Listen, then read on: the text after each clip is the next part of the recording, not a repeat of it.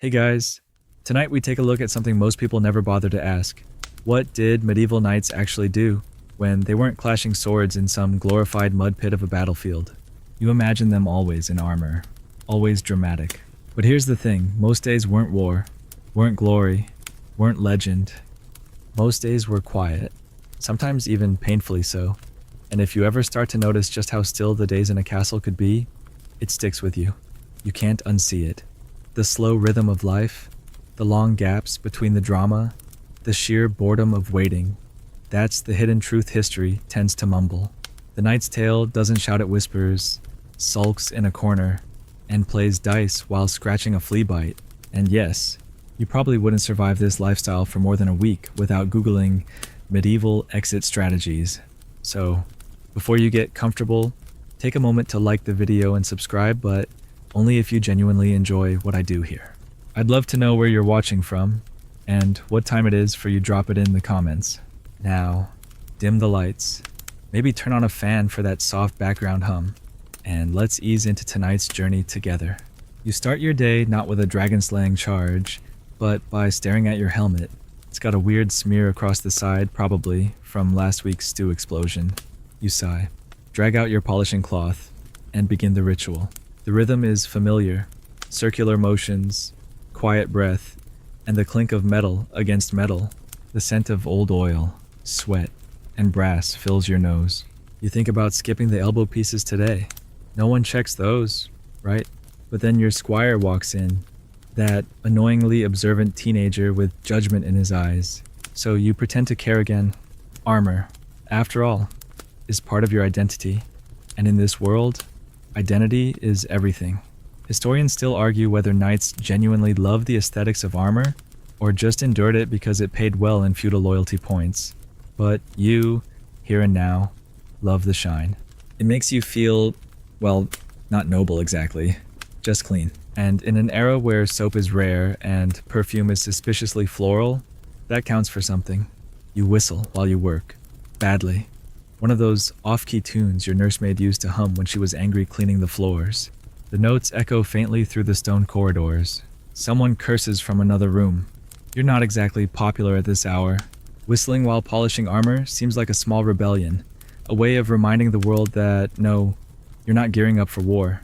You're just trying to survive another day where nothing actually happens. You rub your gauntlets like they've personally insulted you. The chainmail gets a little attention, but not much. Too many little rings, too much effort. That's a squire's problem. Your reward for surviving battle is outsourcing tedium.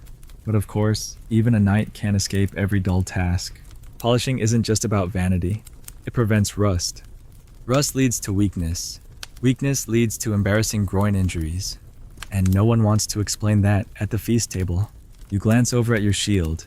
It's got a fresh dent from your nephew's wooden sword attack during last week's family practice. You made a big show of pretending it didn't hurt, but honestly, it bruised more than your pride. You'll fix the shield later, or not. No one's inspecting shields today. Instead, you pick up your helmet, turn it over in your hands, and sniff. Bad idea. It smells like 3 winters ago, like fear, mildew, and one unfortunate eel pie accident.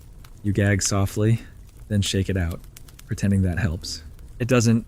You make a mental note to leave it in the sun later if the sun ever decides to show up in this bleak, cloud-ridden corner of England. Outside your chamber window, you hear the hoofbeats of a delivery cart. Probably fish again. Always fish. Never enough salt to save it. The cook will try boiling it into a stew, pretend it's for strength, and then chase the stable boys around with the leftover bones. You smile. The world keeps turning. Even when you're just standing in a room, scrubbing elbow grease into ancient armor that will likely never be used in real combat again. You run a finger along the edge of your breastplate, checking for splinters or cracks. It's smooth, almost glassy. You catch your reflection for a moment, tired eyes, uneven stubble, a faint smear of something unidentifiable near your cheek. You wipe it off with your sleeve. That's better-ish. Your thoughts drift to the past, your first real battle. You were 17. The armor barely fit. You'd polished it for 3 days straight and still felt like a clanging tin drum when you rode out. The enemy didn't even notice you. They were too busy running from the archers. You spent most of the fight hiding behind a rock, praying your visor wouldn't get stuck again. And yet, when you returned, everyone clapped your back and called you brave. You let them. No reason to correct the narrative. Truth in the Middle Ages is highly negotiable. Still holding your helmet, you settle down onto a wooden bench and let your muscles sigh. The quiet hum of castle life surrounds you. The distant creak of a gate, the shuffle of monks in the courtyard, the sharp scold of a maid chasing chickens that escaped the coop again. You whistle a few more off-key notes. Your squire returns, looks at your progress, and mutters something approving. He doesn't mean it, but he knows you're trying. You hand him the helmet and tell him to do the rest. He groans. You smirk. Authority has its perks. You stretch your back. Something cracks. Definitely not supposed to do that. Maybe you'll ask the apothecary for that herbal salve, later the one that smells like moss, but actually works. Or maybe you'll just lie down and pretend to be dead for a bit. Your chamber has no real bed, just a straw mattress with angry ideas about comfort, but it beats the floor. You walk over, sit at its edge, and yank off your boots. One sock's missing. You don't ask why. Above you, the wooden beams creak gently as wind slips through the gaps in the stone walls. You lean back, close your eyes, and for a moment, just a moment, you forget the weight of armor, the expectations of lineage, and the weird ache in your left knee that's probably from last week's rainstorm. You're just here, breathing, listening, waiting for the next whistle-worthy moment to polish away the day. You finally manage to shuffle into the great hall, not because you have pressing business or an urgent decree to issue, no. You're here because someone mentioned dice. And where there are dice, there's distraction, the kind that helps you forget the smell of boiled cabbage wafting up from the kitchens. The fire's already burning low, smoke curling like lazy ghosts along the rafters, and a few of your fellow knights are gathered around a rickety oak table that looks like it survived 3 owners and 1 siege. Someone's already grumbling about lost silver buttons. You join the group, drop onto a bench with a creak, and pull out your own worn pouch of tokens half coin, half miscellaneous junk you've convinced others is worth something. Gambling in the Middle Ages isn't glamorous. There are no velvet-lined tables or charming dealers. Just sweaty men throwing bones and accusing each other of cheating before the ale even kicks in. Historians still argue whether knights gambled purely for entertainment, or because the feudal routine was so brain-numbing, they needed chaos just to feel alive again. Either way, you toss the dice. They clatter across the splintered wood, bounce once, and land on a predictably terrible number. The man beside you groans dramatically, claiming the gods curse every table he sits at, which is rich coming from someone who once bet away his only clean tunic during a rainy pilgrimage. You all laugh, mostly because it's easier than thinking. One knight, Sir Brannock, who smells faintly of goat, starts describing his system for winning at dice, which involves complicated finger tapping, your prayer to obscure saints, and a very questionable method involving spitting over his shoulder. You nod along with exaggerated seriousness, secretly planning to copy the spitting thing next round. Across the table, your friend drops a carved wooden knight from his personal game set and mutters about switching to chess instead. You groan. Chess is noble. Yes, but also infuriatingly slow, especially when everyone pretends they know advanced tactics but just chase each other's bishops around for 2 hours. Still, it's considered a knightly pursuit evidence that you're both violent and clever, even if your only real strategy is to not move your queen too early. You agree to a quick match. The board is dragged from a dusty alcove, pieces set with the reverence of ritual. One pawn is missing, replaced by a pebble. No one cares. The game begins, and you fall into that strange rhythm of half concentration and half judgment. You pretend to ponder deeply between moves, as if every knight you deploy is part of some grand, centuries-old military strategy, not just the only option you can think of. He moves his rook with theatrical flair. You counter with something that might be illegal, but no one's sober enough to contest it. The match drags, tension rising, until someone accidentally knocks the board with their elbow and sends the pebble flying into the fireplace.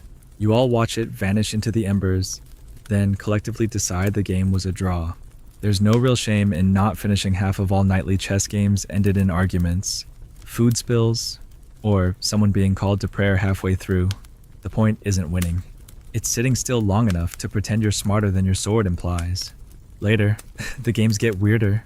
Someone produces a bag of carved animal bones, crudely marked with symbols. Not quite dice, not quite fortune-telling. You throw them anyway. The pieces land in an oddly satisfying pattern, and Sir Brannock insists it means you're cursed with romantic failure this season.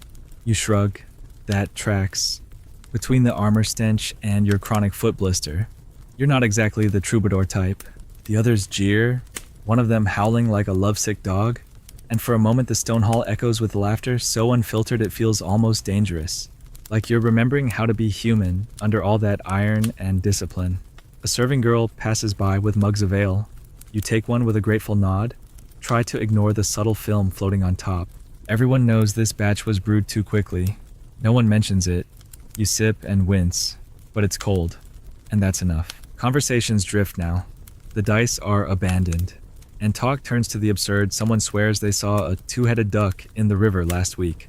Someone else claims they once jousted in full armor during a snowstorm and didn't feel cold once because honor warmed me, he says with an utterly straight face.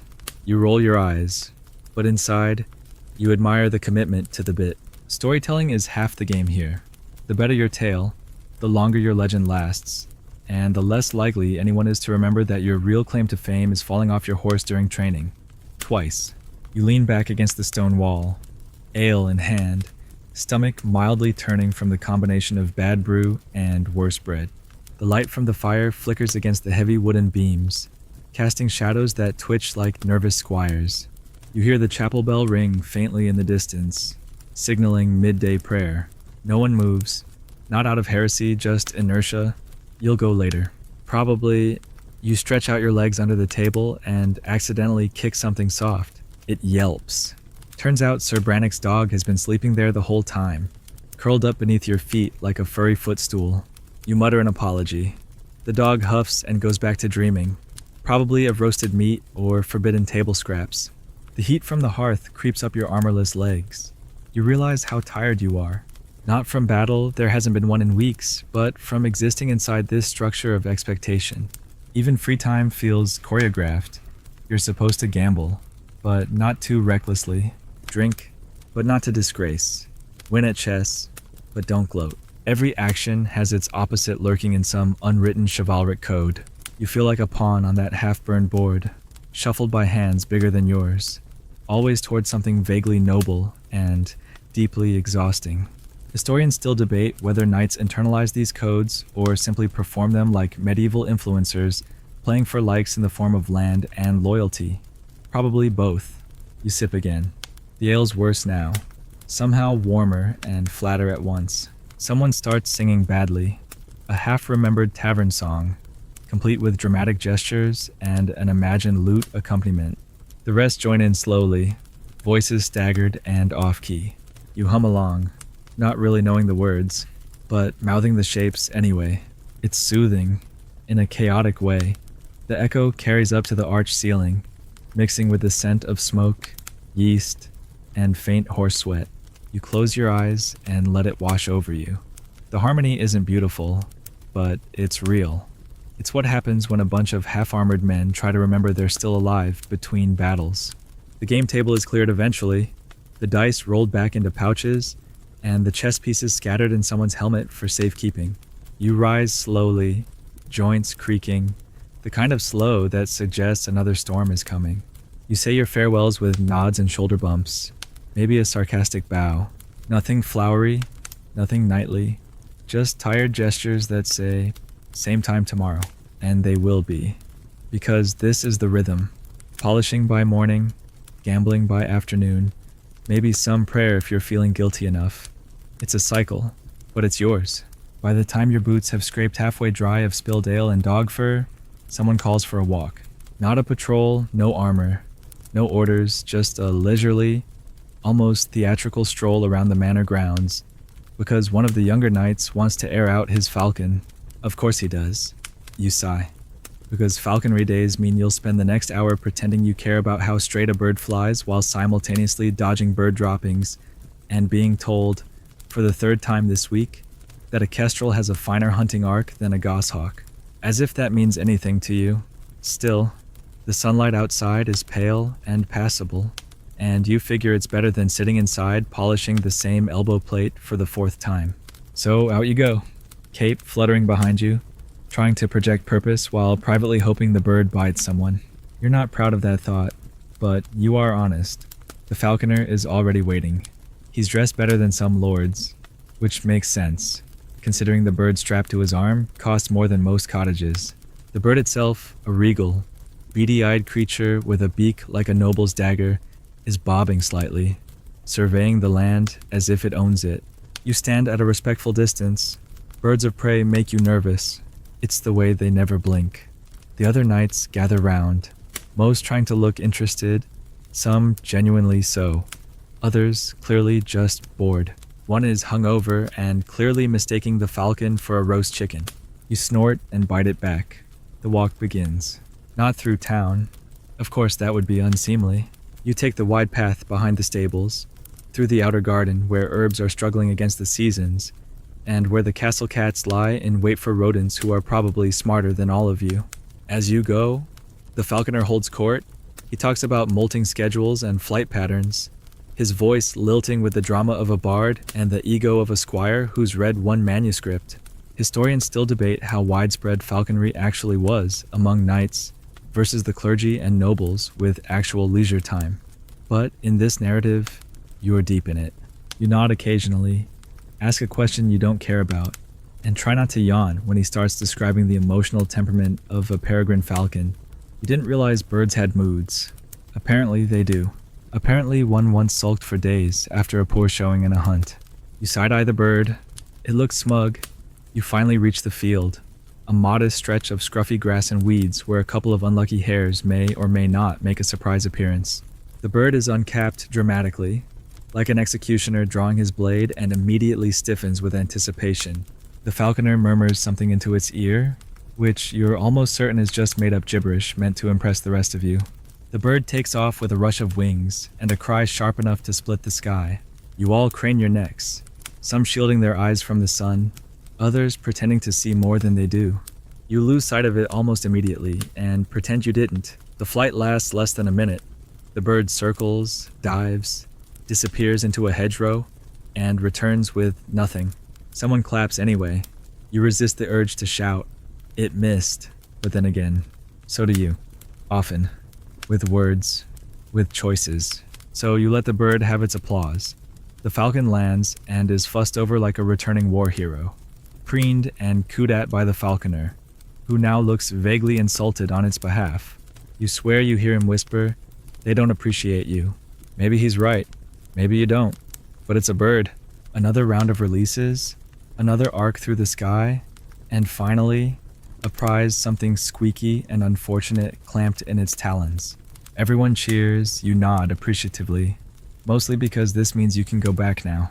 But the younger knight, the one who started this whole expedition, is now inspired. He wants to try. The falconer hesitates, clearly unwilling to let someone without calloused hands or falcon whispering talent touch his baby. But the knight insists. Titles win over talent, as usual, and the bird is reluctantly transferred. You all brace. He mishandles the glove. The bird flaps wildly, pecks at his ear, and takes off again in a blur of wings and medieval judgment. Everyone stares. The knight stumbles backward, cursing creatively. You stifle a laugh. The bird flies, not in a perfect arc, but in a confused zigzag, finally landing somewhere out of sight. There's a long, awkward pause before someone mutters, "Well, it needed the exercise." You chuckle softly, the kind of laugh that smooths over embarrassment while feeding it at the same time. As the falconer jogs off to retrieve his rogue sky assassin, the rest of you meander back toward the castle. The conversation turns light again. Someone recounts the time a bird got loose in the feast hall and dive-bombed the roasted pheasant. Someone else remembers a lord who kept an owl indoors and insisted it judge the wine. You file these away not for historical accuracy, but for future embellishment. One day, you'll tell these same stories with added drama and a better punchline. The best tales aren't always true, just well repeated. Back at the castle, you detour toward the mews, a row of wooden structures where the birds sleep and sulk. The smell hits first a mix of meat scraps, feathers, and that sour note unique to creatures who live above their own excrement. A few handlers are feeding the falcons, speaking in low tones like they're trying not to offend them. One bird screeches anyway. You stand at the entrance, arms crossed, watching them. It's strange how much prestige is tied to something so feral. You're armored to the teeth, trained in swordplay, experienced in battle, and yet the real flex at court is owning a bird that murders mice with style. Someone beside you mentions that, in some courts, the bird isn't just a hobby, it's a language. Who you lend your falcon to says as much about politics as any treaty. A falcon sent to a neighboring baron might mean friendship or surveillance. Historians still argue whether the birds were more weapon, symbol, or status trophy. But standing here in the acrid mew with straw sticking to your boots, you start to believe it's all three. The bird isn't just an animal, it's a mask of nobility, a flying illusion of control. You walk away eventually, the screeches fading behind you. The wind picks up as you near the courtyard, and for a moment, you stop to watch the clouds roll by. The sky looks enormous from down here, bigger than the wars you've fought, bigger than the halls you've walked, even bigger than the legacy you're supposed to build. You wonder what it's like to fly, really fly without duty, without land, without a squire nagging about how your boots are uneven again. Probably terrifying, probably freeing. You adjust your belt, shift your weight, and start moving again. The door to the main hall creaks open as you return. The warmth inside feels heavy after the bite of wind. Someone started tuning a lute in the corner, badly. The fire crackles, sputtering as someone adds a damp log. You take your place near the hearth, watching sparks leap like little falcons of their own, fierce for a moment before vanishing into smoke. You don't even sit down properly before the bell tolls again, this one longer, deeper, like the sound of patience wearing thin. It's time for prayer. Technically, you're late. Technically, you're always late. But so is everyone else who just spent an hour dodging bird droppings and pretending to know about molting patterns.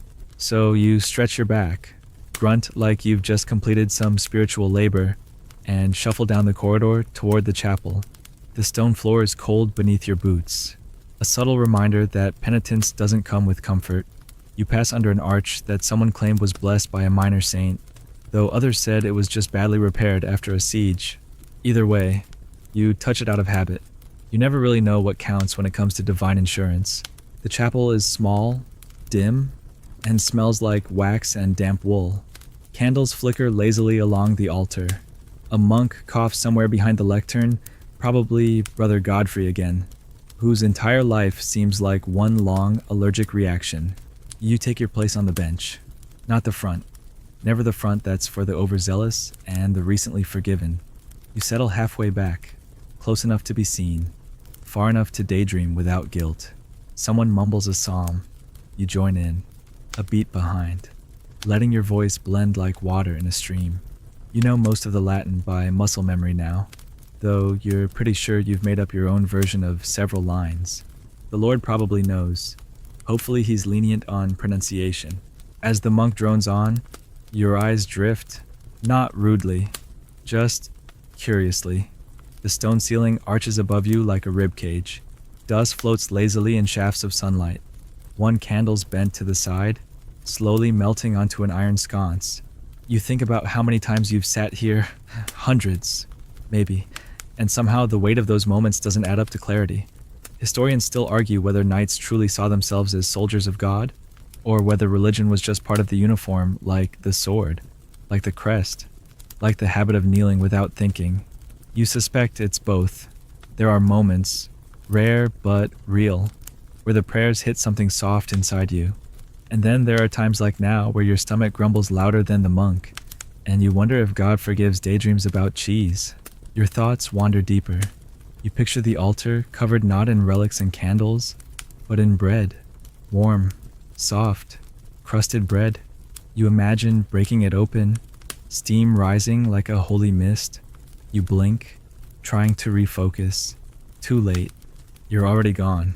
Your mind slides through memories like a loose saddle last year's feast day, where you spilled wine on the abbot, the time you pretended to fast but secretly kept a sausage hidden in your belt pouch, That one awkward confession where you accidentally admitted to 3 sins you hadn't even committed, just because the monk looked bored. You sigh softly and shift your weight. The bench creaks. The knight beside you shoots a glance. You nod solemnly, as if deeply moved by the sermon. He nods back, impressed. You both go back to faking reverence. At last, the monk calls for silent prayer. You bow your head, rest your forehead against folded hands, and let the quiet settle around you like a blanket you didn't ask for. You hear the scrape of a foot, the tiny hiss of a candle wick. The cough again, Godfrey. Predictably, in this moment, with nothing required of you but stillness, something old and unspoken stirs inside. Maybe it's guilt, maybe it's gratitude, maybe it's the realization that despite the armor and the titles and the endless parade of performance, you're just a man in a cold room, hoping someone out there is listening. You don't expect answers, you just want your thoughts to be heard, even if only by the stones. When the final prayer ends, there's a soft rustle of movement, cloaks shift, boots scuff, someone mutters about missing the stew. You rise slowly, knees clicking like old hinges. You file out with the others, no one speaking much, either out of lingering reverence or shared boredom. It's hard to say. Outside, the sky has shifted. The light is warmer now, angled low, catching the edges of the chapel's stained glass window. You pause. For a second, the image a saint holding a sword, face half erased by time, seems to look directly at you. Then it's just glass again. You walk on. Your path takes you through the herb garden, where a few monks are muttering over wilted parsley and suspiciously eager mint. You nod politely, not stopping. You've learned from experience that if you linger, they'll try to give you a poultice for something you didn't know was wrong. A week ago, you accidentally admitted to mild foot pain and ended up with a sock full of boiled nettles. Never again. You duck into the shade of a low stone wall and lean there, briefly alone. You let the silence gather. You think again about the prayers, about the stories layered in scripture and the lives they mirror. You've fought under banners claiming divine favor. You've seen men bleed for relics they never touched. And you've also seen monks steal wine and knights pretend they're pious to impress a visiting noblewoman. The lines blur. Historians still debate whether religion shaped medieval life from the heart or just polished the outside. You suspect that, like armor, it's both protection and presentation. Necessary, but also itchy. Your stomach interrupts your reflection with a low, gurgling complaint. You take that as a sign. Time to visit the kitchens, if not for food, then at least to loiter near it like a hungry ghost. You push off from the wall and stroll toward the rear hall, the place where monks and squires and questionable cooks all collide in a daily dance of clanging pots and scolded apprentices. The scent hits you before the door does something starchy and burnt, probably turnip stew. Again, you grimace, but hunger wins. Inside, chaos reigns. A pot's boiling over, a boy's crying because he dropped a loaf. A chicken alive somehow flaps between legs and is chased by a red-faced cook wielding a spoon like a mace. You grab a hunk of bread from a basket and duck back out before anyone can assign you a chore. Victory. You lean against the wall and bite in. It's dry and plain, but it stops the ache. You chew slowly, eyes half closed, listening to the hum of the castle at work. Prayer is over. The day slides toward evening. You can already feel it in the breeze, cooler, quieter, a subtle shift in rhythm. There will be time later for sparring, or music, or maybe a bath if the stars align and the tub isn't full of frogs again. For now, there's only this, the taste of stale bread, the scent of beeswax and damp stone, and the lingering weight of words half meant in a chapel that never quite feels empty. You know it's coming before you hear it, the thud of wood against straw, the grunt of someone overcommitting to a swing, the telltale clatter of a training sword skidding across the cobblestones. Sparring time. It sneaks up on you in the late afternoon like a second job, one that expects enthusiasm and sweat, but pays only in bruises. You drag yourself toward the training yard with the slow gait of a man pretending his armor is heavier than it actually is. Truth is, you're just stalling. You'd rather be anywhere else. Maybe still in the chapel imagining holy bread. But the expectation hangs like smoke. You must train. You must swing. You must bleed now to avoid embarrassment later. Because there's nothing worse than falling off a horse in full view of the kitchen staff. The yard is already loud. Wooden swords thwack against each other with dull authority. The kind of sound that makes you flinch if you've ever been on the receiving end. A few squires are lined up against a wall, trying to stretch while gossiping about who nearly broke a rib yesterday.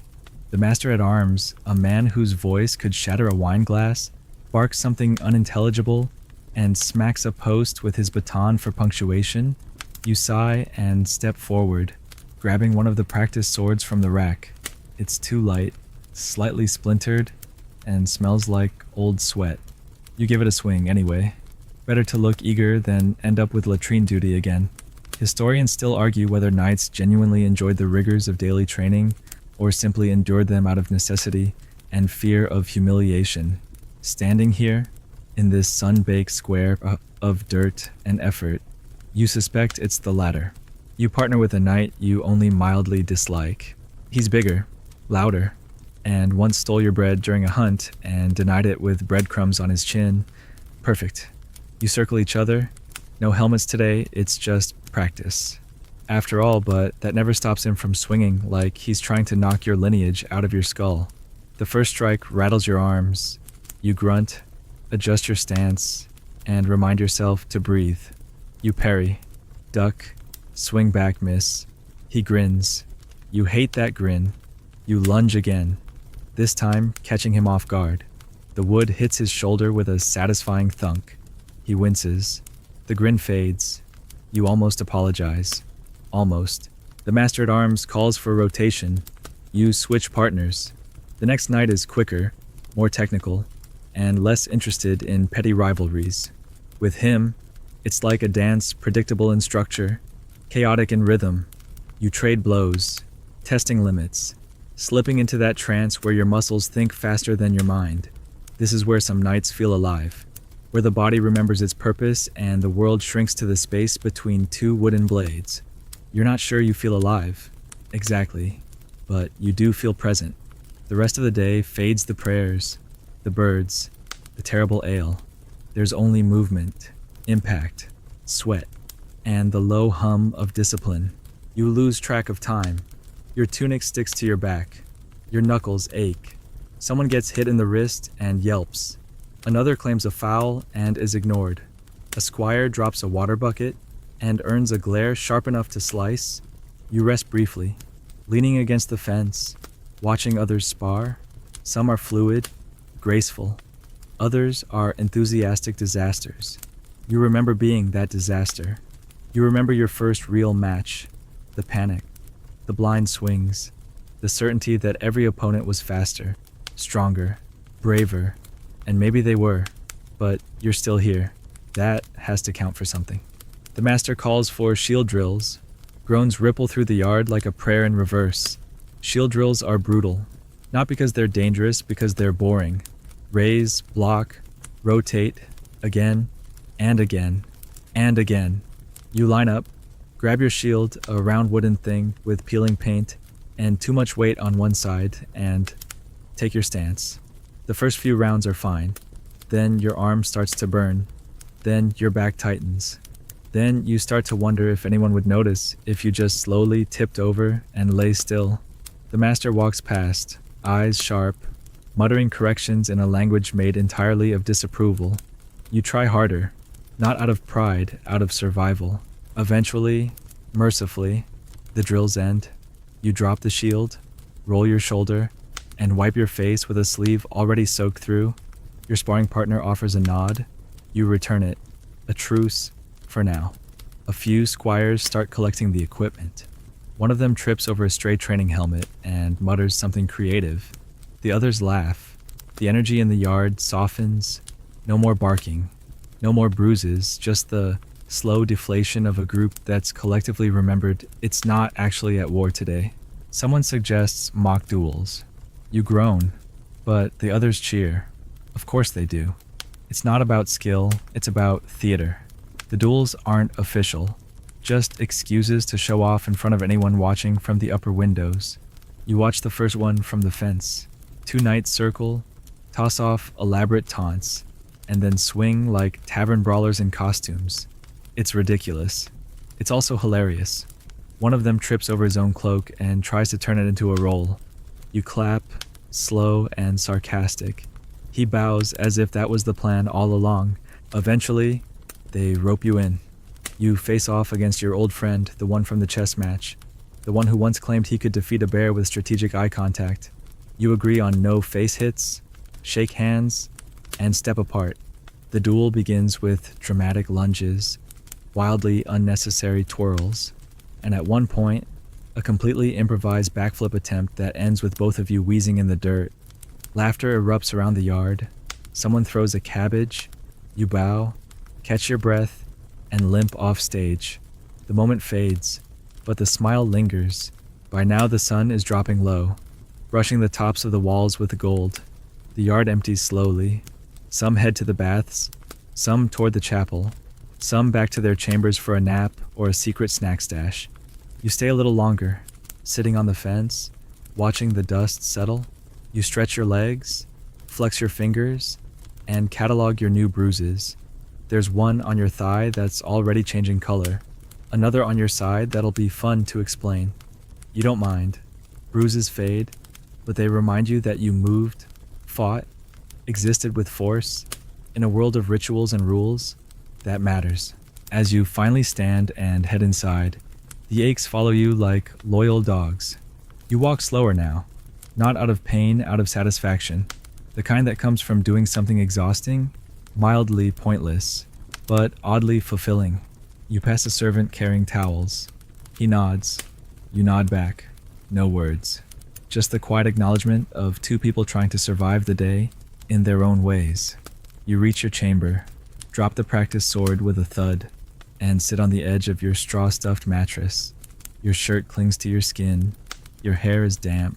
You're sore, slightly dizzy, and still smiling.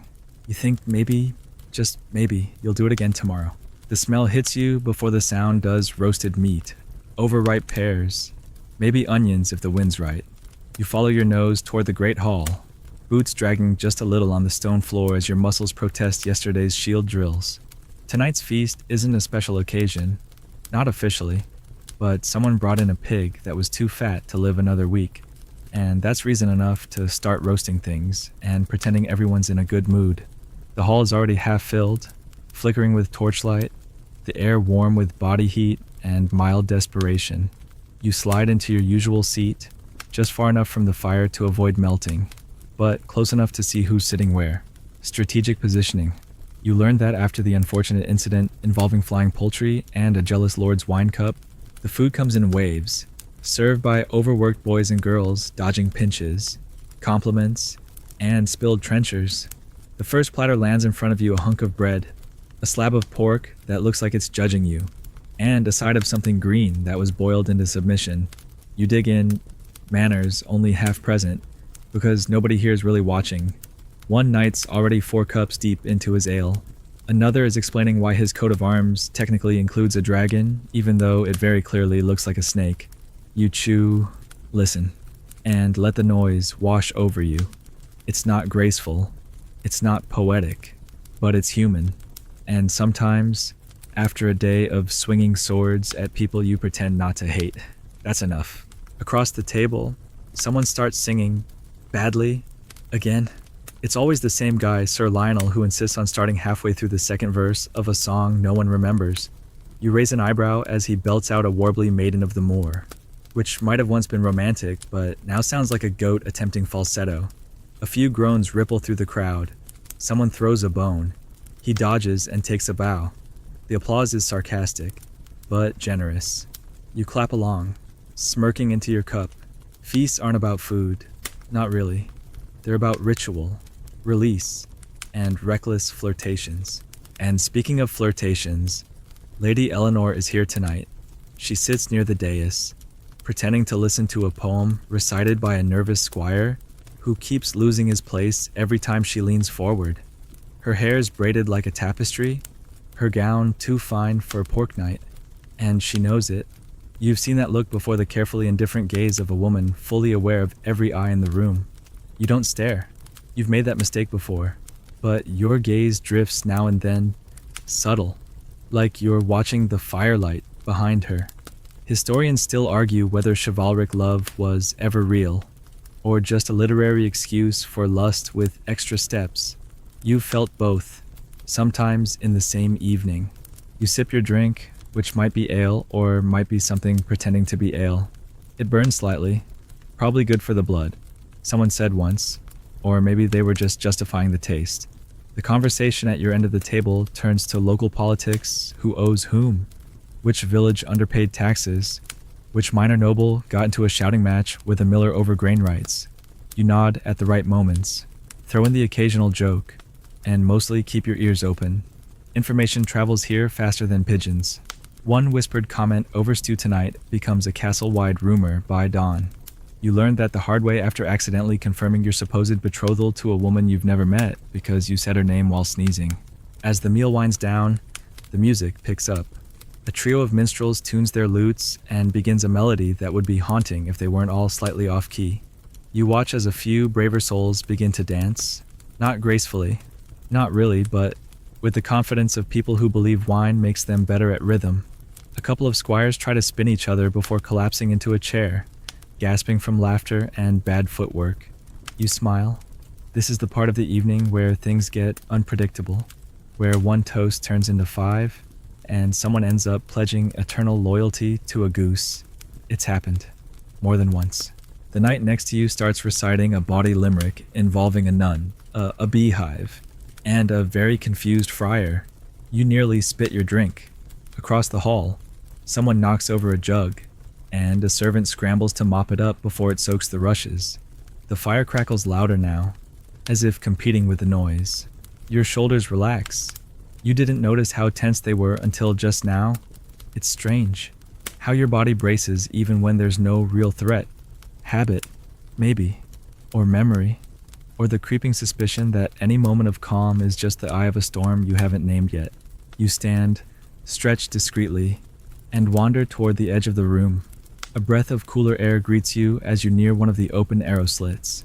You lean against the stone, watching the night outside stars sharp in the sky. The moon just a sliver. A few stable hands are laughing near the well. You can't hear what they're saying, but you envy them a little. Their laughter is louder, freer.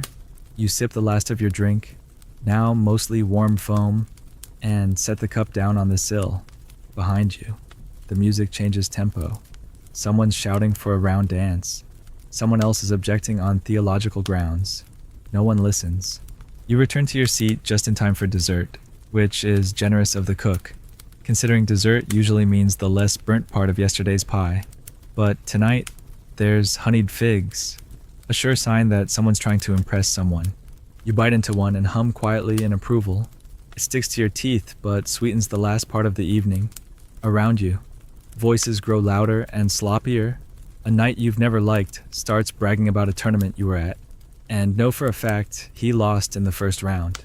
You catch another knight's eye and share a silent, really glance. That kind of glance builds alliances, the unspoken kind. Eventually, the feast begins to fade. The fires burn lower, plates sit empty. People start slipping out in 2s and 3s, some to pray, some to puke, some to pretend they weren't making eyes at each other all evening. You stay a bit longer, letting the buzz of warmth settle into your bones.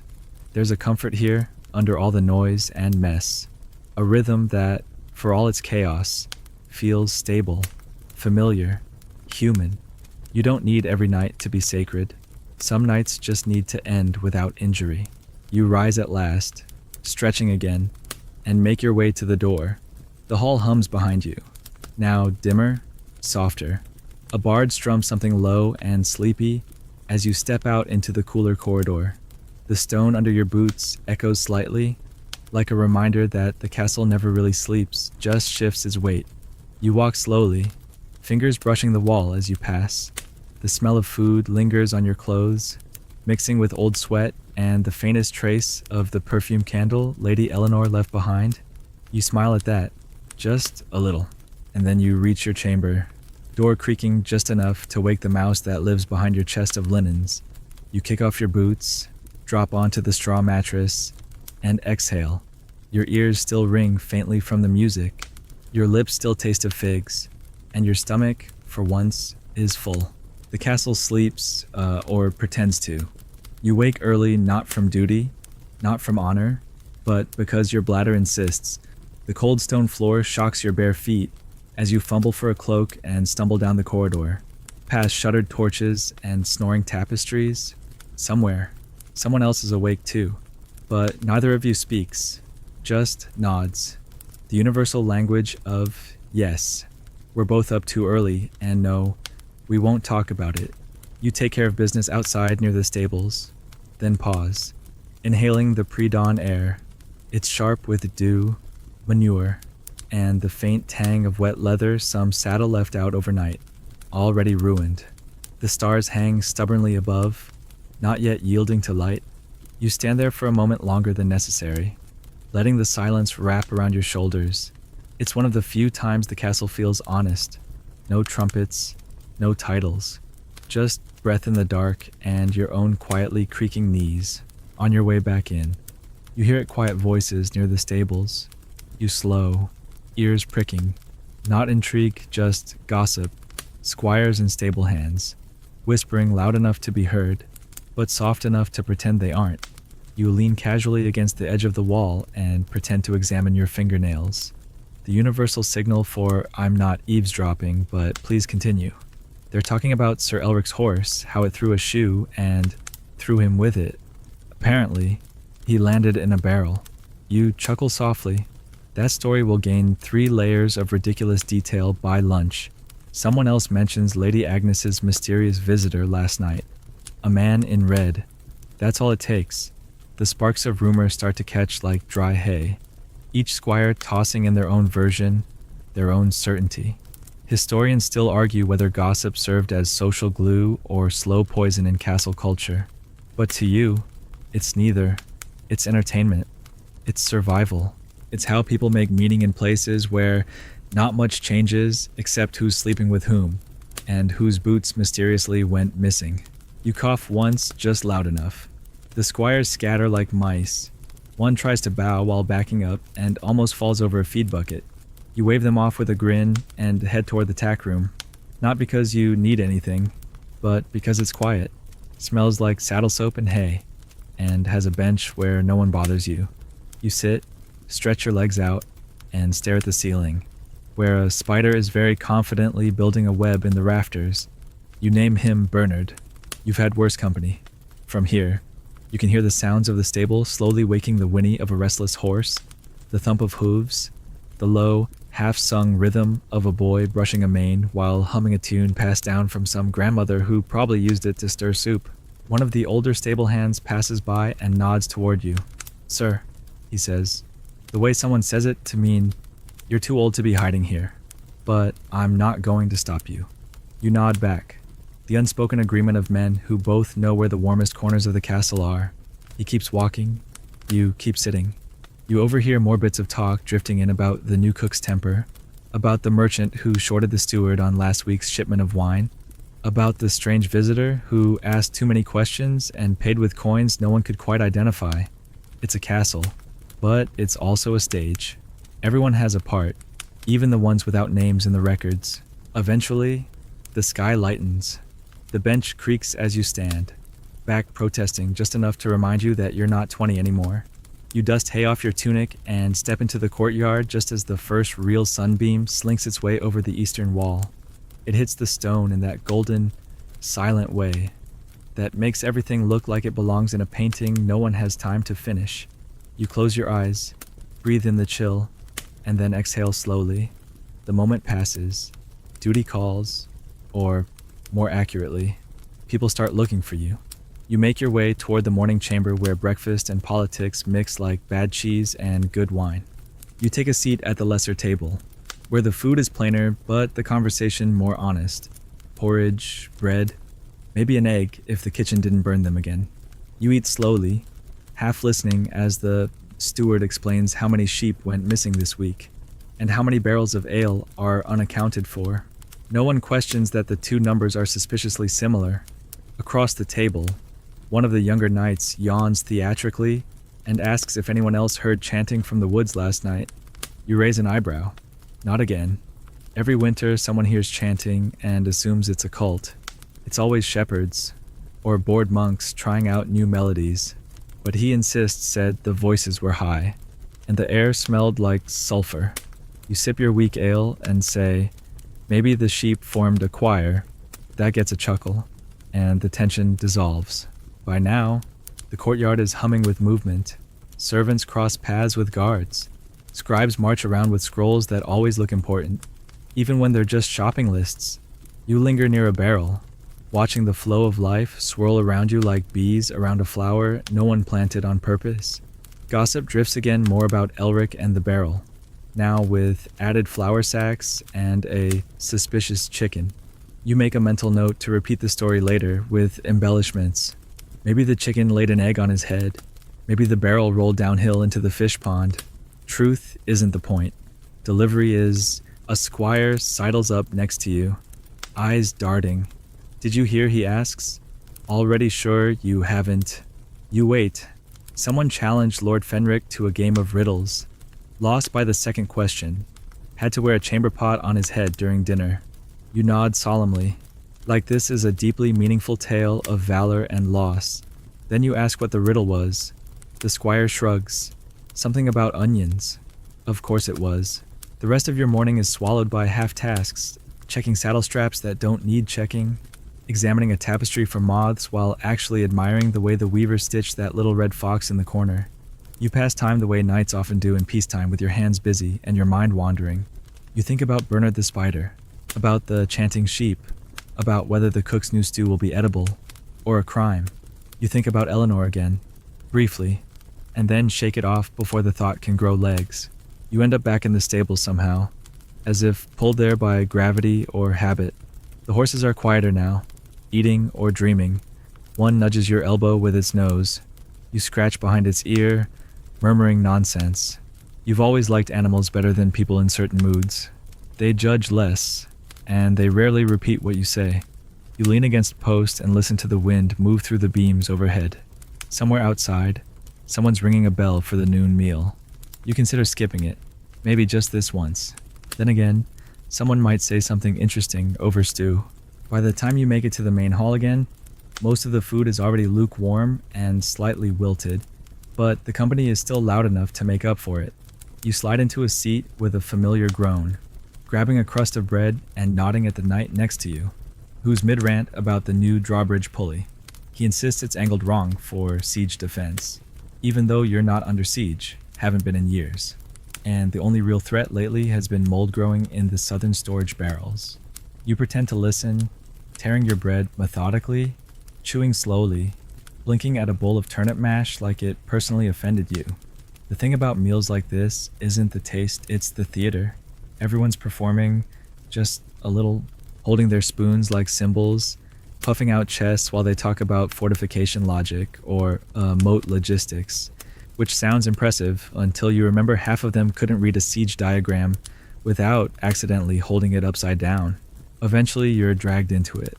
What do you think, sir, they ask, as if your opinion will swing the drawbridge debate forever.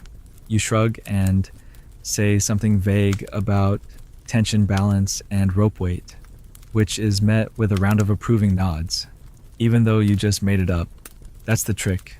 Sound confident. Throw in one technical word, and never contradict a man holding a spoon like a dagger.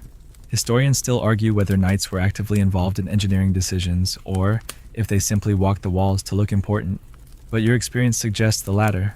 Still, the illusion matters. Everyone wants to feel like their opinion could prevent a hypothetical invasion, even if that hypothetical army would more likely trip over a sheep than get past the gate. Once the drawbridge discussion loses steam, you get up and stretch, muttering something about needing a look at the battlements. It's a lie, obviously. What you really need is fresh air, and a break from turnip steam, and overly loud men trying to prove they know the difference between a barbican and a butter churn. You step outside, your boots tapping against the cool stone of the upper walkway. The wind hits you immediately brisk, a little damp, scented faintly with chimney smoke and moss. You adjust your cloak and begin pacing slowly along the wall, hands behind your back like you're inspecting something. You're not, but the act of pretending brings its own strange calm. Below, the world sprawls out in layers of browns and grays. The village is quiet this time of day, too early for evening drink, too late for midday bustle.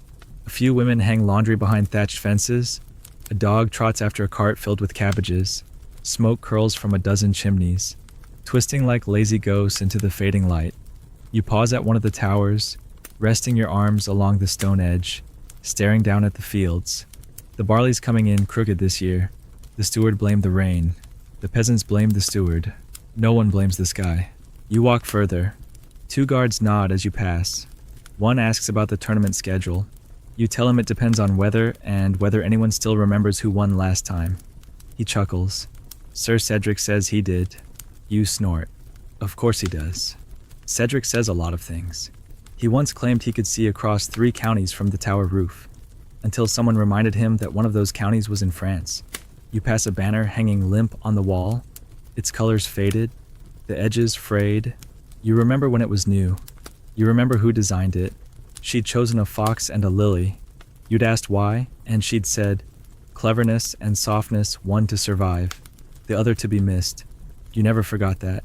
Back near the western parapet, you find a bench tucked in a sun-warmed corner, shielded from the worst of the wind. You sit, sighing like a man twice your age, and pull out a small apple from your pocket.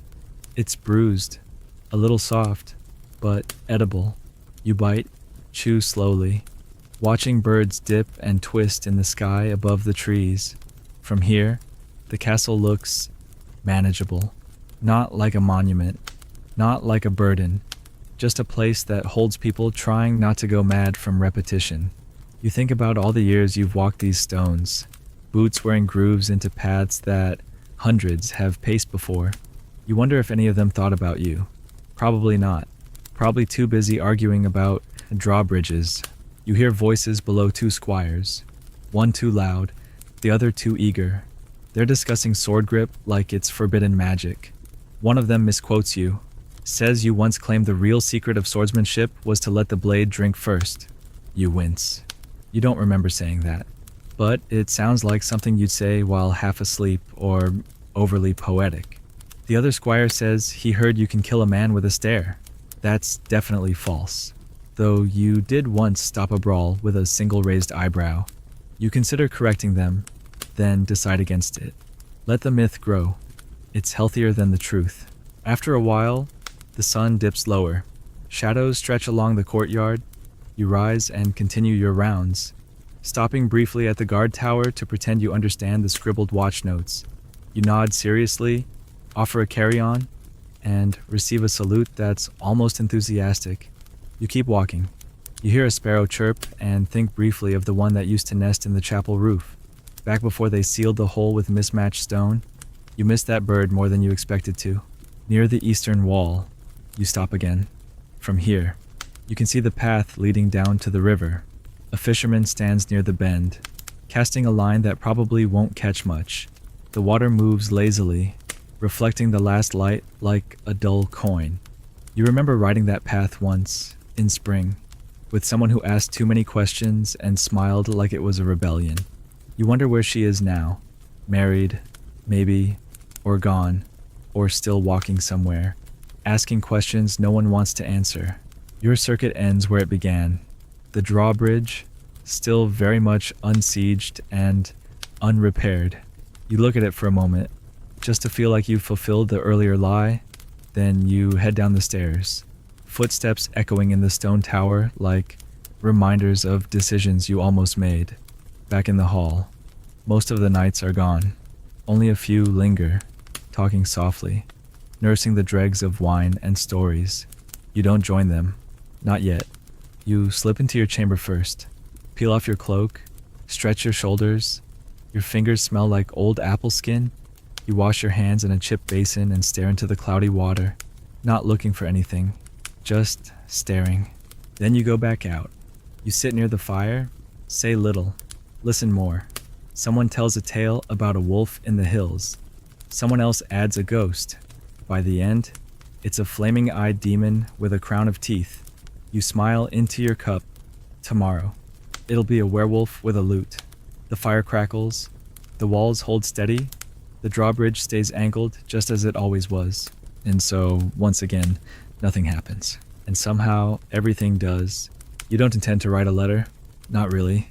But after another dull patrol around the courtyard and an unfortunate conversation about mildew on grain sacks, you find yourself drifting back to your chamber, lighting a stubby candle, and pulling out the old writing board you keep hidden beneath a folded tunic. The parchment is crinkled at the corners, the ink smells faintly metallic, and the quill has seen better days. Its feather is bent like it gave up halfway through a storm. You sit there for a while, fingers tapping the desk, waiting for words to arrive. You tell yourself it's a practical matter. Letters are expected. Lords should appear busy. Correspondence makes you seem important, even if you're mostly just doodling tiny swords in the margins.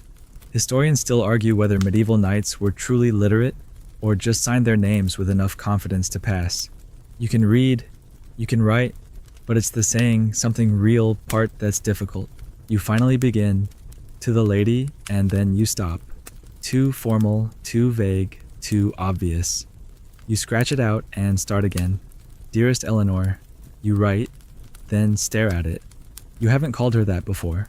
You haven't called her anything at all, actually, because your entire relationship consists of stolen glances, shared nods, and one time you handed her a napkin during a wine spill, and she said thank you like it was a prophecy. You consider tearing the parchment, but instead you just keep going. You write about the weather safe, dull, necessary. Then you mention the hawk hunt, the stew disaster, and how Sir Lionel has taken to sleeping with his boots on to stay alert, which everyone knows is code for to hide the smell. You pause. This is the dangerous part, where the pen might wander toward honesty. You write. There's a stillness in this place, like breath held too long. Then you scribble it out. Pretentious. You try again. I thought of you today while walking the ramparts. No. Too transparent.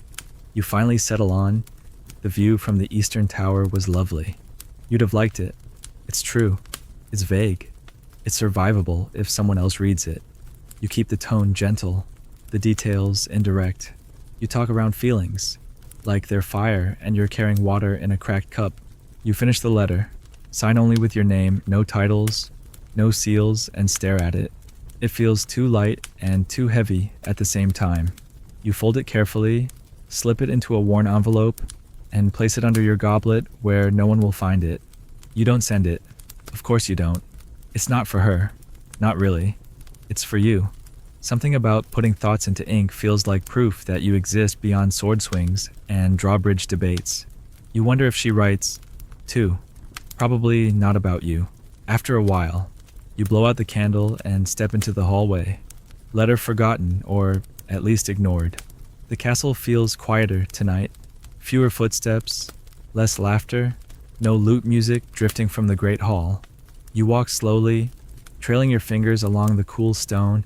You end up near the chapel again. It's empty, dim, a few stubby candles fighting the darkness. You sit in the back, not for prayer, just for peace.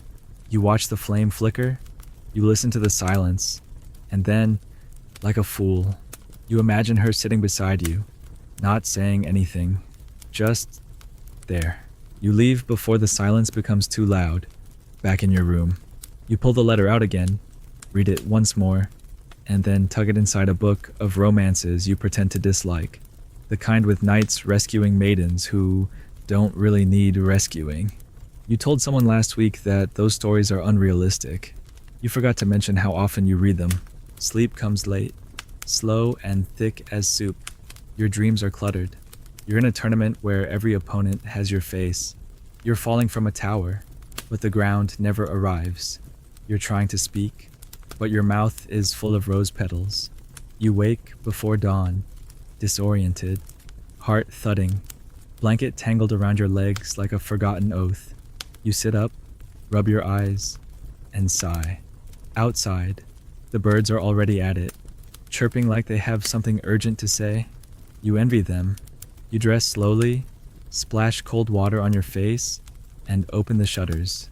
The sky is gray and ordinary, the kind of morning that promises nothing and keeps that promise. Breakfast is quiet. Bread, cheese, a lukewarm cup of something pretending to be tea. You nod to the others, grunt a greeting, and eat mechanically. No one asks why you look tired. No one needs to. Everyone's carrying something: regret, boredom, ghost letters. You drift toward the courtyard after, not because you need to, but because movement feels better than stillness. The air is damp. A few guards are drilling with pikes. A dog's barking at its own reflection in a puddle. You keep walking. Eventually, you wind up in the small library. It's barely a library. Really just a cramped room filled with mismatched shelves and a scribe who seems mildly offended by your presence. You nod, take a seat, and pull a book at random. The title is in Latin. You can guess at the meaning. You flip through pages slowly, not reading so much as letting the ink wash over your eyes. The words blur. You imagine each line as a thread pulling you out of the castle, towards something softer. Historians still argue whether knights read for knowledge, for virtue, or for escape. You read because it helps you feel like more than a name scratched on a roster, like you could still change something, even if it's only the ending of a sentence. At some point, the scribe clears his throat, and you take that as your cue to leave. You return the book gently, thank him more politely than required, and step outside. The clouds have thickened. Rain threatens. You pull your cloak tighter. There's nothing scheduled this afternoon. No drills. No feasts. No courtly visitors. Just time. That most suspicious of luxuries. You walk aimlessly. End up in the courtyard. Again. You see the dog still barking. You see the same guard pretending not to flirt with the same kitchen girl. You smile. It's all so predictable. So safe. And then, just because you can, you sit down on a low wall and pull out a fresh piece of parchment. You don't address it. You don't even use your proper script. You just write today. Nothing happened. And yet, I felt everything. You stare at the line. You don't know what it means. You fold the paper anyway. Place it in your satchel. Not to send, just to carry. Because some words are armor, and some are maps. By mid-morning, the sky opens up, not with fury, but with a soft, soaking drizzle that turns every surface slick and every plan unappealing. Training is canceled, patrols are postponed. Even the usually tireless squires find excuses to linger inside, loitering in doorways and pretending to count arrows that don't need counting. You should be irritated by the delay, but you're not. Rain like this carries its own quiet permission to slow down. You take your time moving through the corridors, watching water thread its way between the stones and drip from the iron sconces like the walls themselves are weeping gently. The castle smells different when it rains, mustier, earthier, somehow older. You imagine it sighing through its foundations. Even stone gets tired.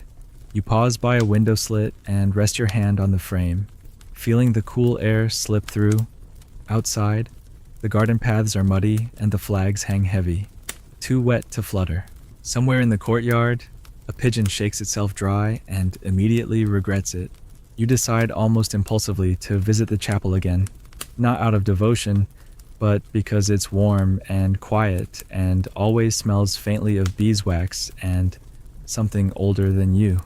When you step inside, you're surprised to see two other figures already there, a monk humming softly while he wipes down the altar, and a young maid kneeling, head bowed, lips moving with a rhythm that doesn't quite match the monk's song. You nod at them both. They don't nod back, but the monk glances up and smiles faintly, as if to say, "Stay as long as you need." You sit in your usual spot, third bench from the back, left side, just under the stained glass window with the faded angel and suspiciously wolf-like sheep. You lean forward, elbows on knees, hands clasped loosely, not quite in prayer. You're not sure what this is. Reflection, maybe hiding, probably. You listen to the rain tick against the roof like 100 soft footsteps. The sound is hypnotic. You think again about yesterday's letter. It's still tucked inside your book, unread, unsent, like so many others before it. Historians still argue whether knights wrote letters out of duty, longing, or sheer boredom. You suspect the truth lies in the silence between those reasons. You've written more unsent letters than you've swung swords in battle. Not that the two are unrelated. Both involve precision, risk, and the hope that someone on the other end will understand what you meant. Most don't. The maid rises and leaves quietly. The monk nods at you again before retreating into the side chamber. You're alone now, save for the candles and the sound of water. You find yourself whispering not a prayer, not exactly, just words. I don't know what I'm waiting for. It comes out before you can think. You close your mouth and stare at the altar, hoping the stone doesn't take it personally. After a while, you stand, knees popping like an old door hinge, and exit into the corridor, where the smell of damp wool greets you like an old friend. You wrap your cloak tighter and consider what to do with the rest of this quiet, dripping day. You end up in the stables again, because where else do you go when nothing else fits? The horses are restless, shifting in their stalls, stamping now and then as if insulted by the weather. One of the stable hands is whistling tunelessly while mending a harness. You nod at him, grab a brush from the hook, and start grooming the old bay in the corner, the one everyone forgets about, until it's time to lend a horse to a visitor they don't really trust. The horse snorts, blinks at you, and allows it. You work in silence, the repetitive motion dulling your thoughts into something soft and manageable. You brush until the coat shines faintly under the dim stable light, until the mud crusted near the hooves is mostly gone, until your arm starts to ache in that oddly satisfying way. At some point, the stable hand offers you a chunk of cheese wrapped in cloth. You accept it without a word, bite into it while leaning against the stall door, and chew slowly as rain drums steadily on the roof. You both watch the world outside turn a shade darker. Think it'll clear, he asks. You shrug. Eventually. It always does. He nods like you've just said something profound. You both go back to chewing. Later in the afternoon, someone decides a pilgrimage is in order. Not a real one, just a short walk to the nearby shrine. An excuse to stretch legs and pretend there's purpose to the restlessness. You join, mostly because you have nothing better to do, and because someone said there'd be honey cakes at the shrine keeper's hut. You walk the winding path in a loose group of 5 or 6 one lord's niece in a borrowed cloak, 2 knights who won't stop arguing about heraldry, and a scribe who keeps slipping in the mud. The path is slick and narrow, lined with wet trees and the scent of crushed nettles. Birds call overhead, indignant at being disturbed. You let them argue. The shrine itself is underwhelming, a moss-covered statue of some obscure saint who may or may not have been a fisherman. There's a tin box for offerings, a bench that sags in the middle, and the aforementioned honey cakes, which turn out to be dry but edible. You sit on a stump and watch the rain turn to mist, the air growing clearer, cleaner, like someone washed the sky with river water. The others light a small candle, say a few lines of ritual verse, and joke about how no one remembers the saint's actual name. One suggests Saint Sagi of the Marsh. You laugh quietly. It sticks. On the way back, you walk more slowly, letting the others move ahead. The path feels different now, familiar, but not tired.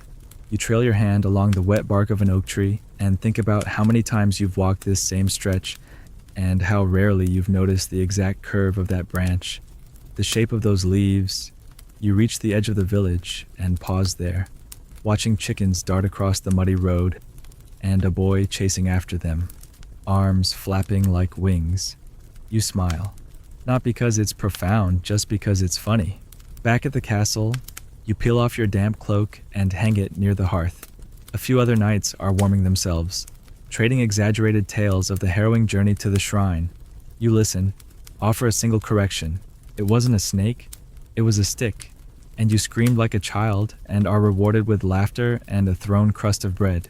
You dodge it easily and take your seat, letting the warmth soak into your bones.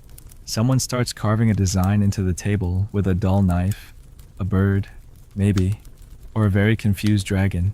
You don't ask. The rain has stopped. Later, you climb to the top of the main tower, just to see the sunset. The sky is painted in streaks of pink and bruised gold. The rooftops glisten. The moat reflects it all like a broken mirror. You rest your hands on the parapet, Lean forward and feel the wind press against your cheeks.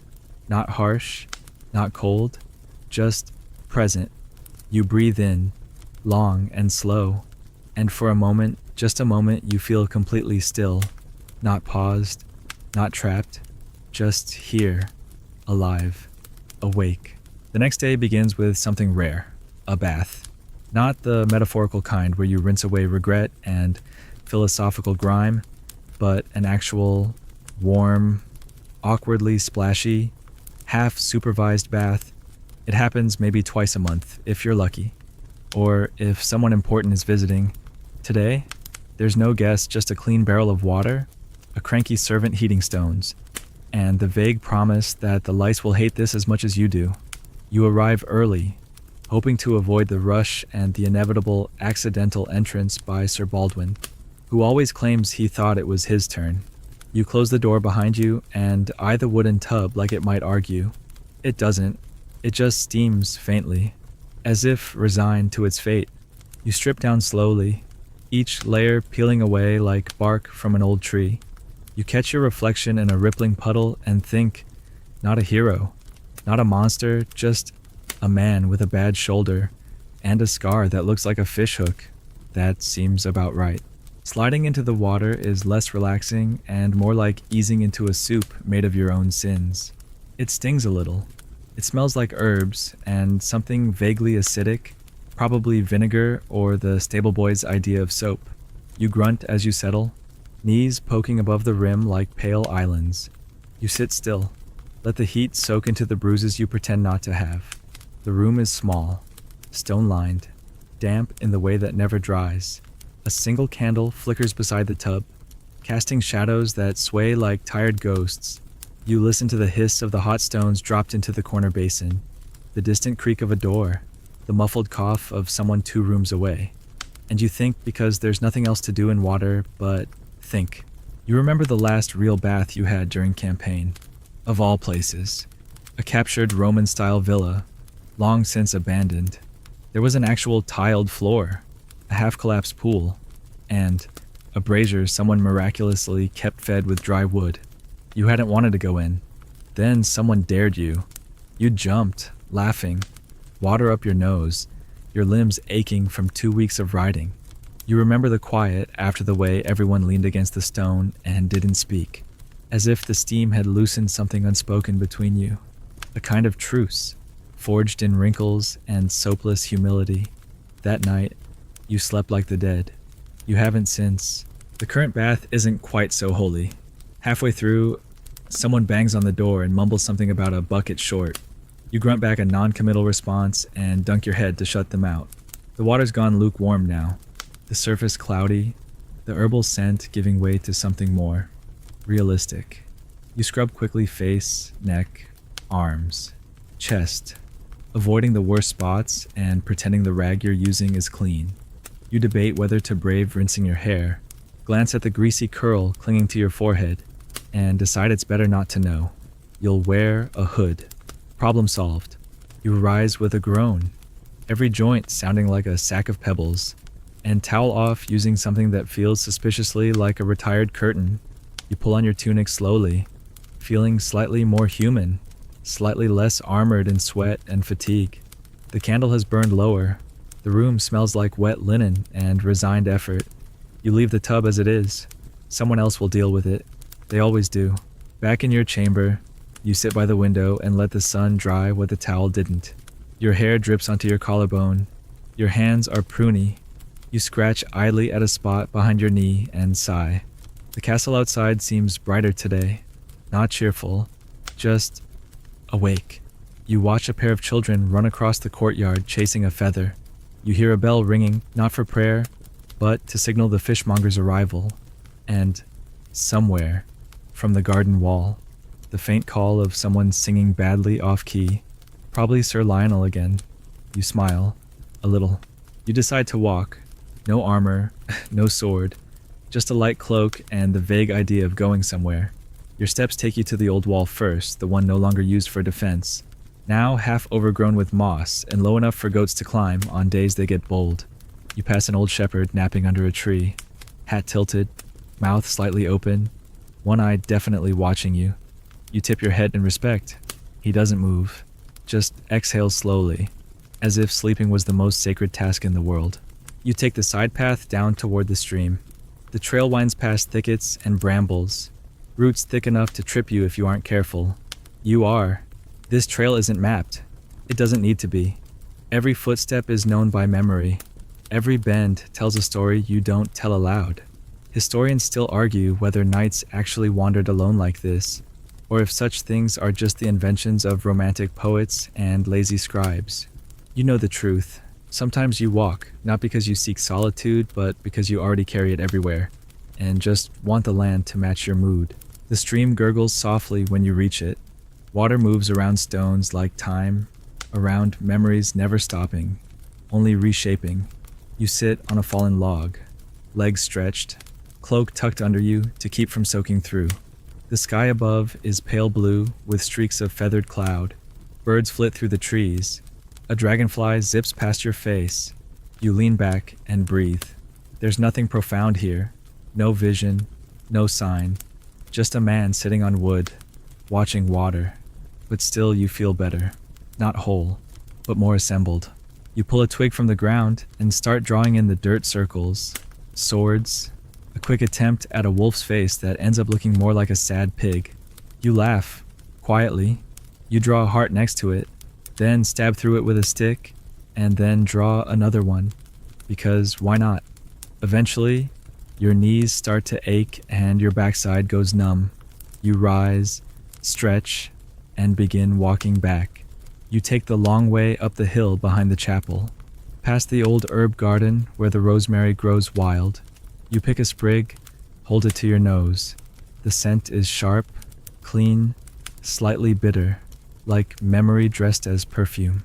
Back at the castle, you hear the hammering of the blacksmith, a steady rhythm. You stop near the forge and watch for a bit. Sparks fly, metal bends. A boy pumps the bellows with wide eyes and soot-streaked arms. You nod to the smith, who nods back without looking. That's enough. That's all the words needed. You move on. Life here is like that, wordless exchanges. Looks that mean more than phrases.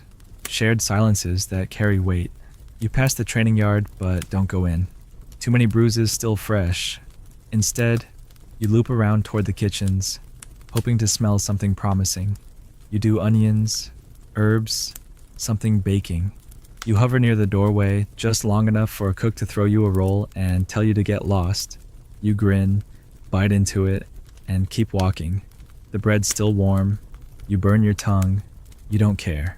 Back in your room, the light is low. The bath was real. The water's gone. But a kind of softness lingers under your skin, like a memory of being cared for. You sit again by the window, watching the last bit of sun catch on the rooftops, and you think not deeply, not sadly, just honestly, about the days that pass without glory, about the rituals that build meaning where none was promised, about baths and bread and bruises, and about how maybe, just maybe, this too is enough. The morning after your rare bath feels suspiciously ceremonial, like you're cleaner than you deserve to be, and the universe is preparing to correct that. You wake stiff, but strangely content, stretch until your spine realigns, and dress slowly, choosing a tunic that doesn't smell like despair for once. Outside your window, the castle is already stirring. Hooves clatter in the stables. Metal scrapes against wood. Someone yells for a missing saddle. You hear your name. Twice. That's never good. You step out of your chamber and are immediately intercepted by a page with too much energy and a scroll clutched like it's been blessed. You're requested at the tourney grounds, he says, panting slightly. Practice jousts today. Sir Aldrich says you're up next. You blink. It takes a moment to process. You'd forgotten about the upcoming tournament. Everyone had, until someone realized the banners needed dusting, and the lists hadn't seen action in months. You sigh, nod, and begin the quiet, grim procession toward the armory. You don't mind the idea of jousting when it's a distant concept or something scrawled into a romance manuscript, but actually doing it, that's something else entirely. You arrive to find your squire already fussing with the tack, trying to pretend he knows more about buckles than he does. You help him quietly. The breastplate clicks into place, the gauntlets resist your wrists, and the helmet sits heavier today. Maybe because you're older, or maybe because you slept too well. The steed they've prepared is unfamiliar, a chestnut with one ear that tilts permanently left. You mount with the casual grimace of a man pretending it's easy, then trot toward the edge of the lists where 3 other knights already wait, each one practicing their dramatic lance salute like it's the most important thing they'll do this year. You line up. The lists are flanked by servants, squires, and a handful of curious onlookers hoping for spills more than skill. The tilt barrier looks recently scrubbed, but someone's left a smudge of dried blood near the far end. You don't ask. You just lower your visor, adjust your grip, and wait for the signal. The lance is heavy today, more ceremonial than practical, blunt-tipped and slightly warped. Historians still argue whether tournament jousts were true tests of skill or carefully orchestrated pageants of ego. You're starting to lean toward a bit of both. The trumpet sounds shrill and far too dramatic for what's about to happen, and your horse surges forward. The world narrows, just the lane ahead, the gallop under you, and the fast-approaching blur of your opponent. You brace, the lances crash, you feel the impact reverberate through your shoulder, into your spine, down your knees. You don't fall, which is nice. He doesn't either, which is less nice. You loop around, exhale sharply inside your helmet, and hear someone shout, again from the sidelines. You go again. The second pass is better. Your aim's true, and your lance splinters against his shield, knocking him slightly askew. You keep riding. Don't look back. That's important, always ride through. No hesitation, no checking. Just ride. When you circle back to the start, you find the onlookers clapping and your opponent swearing under his breath. You lift your visor and nod once. He nods back. Grudgingly. Truce enough. 2 more rounds. Then it's over. You dismount slowly, every joint registering complaint. Your squire rushes over, full of praise and slightly out of breath.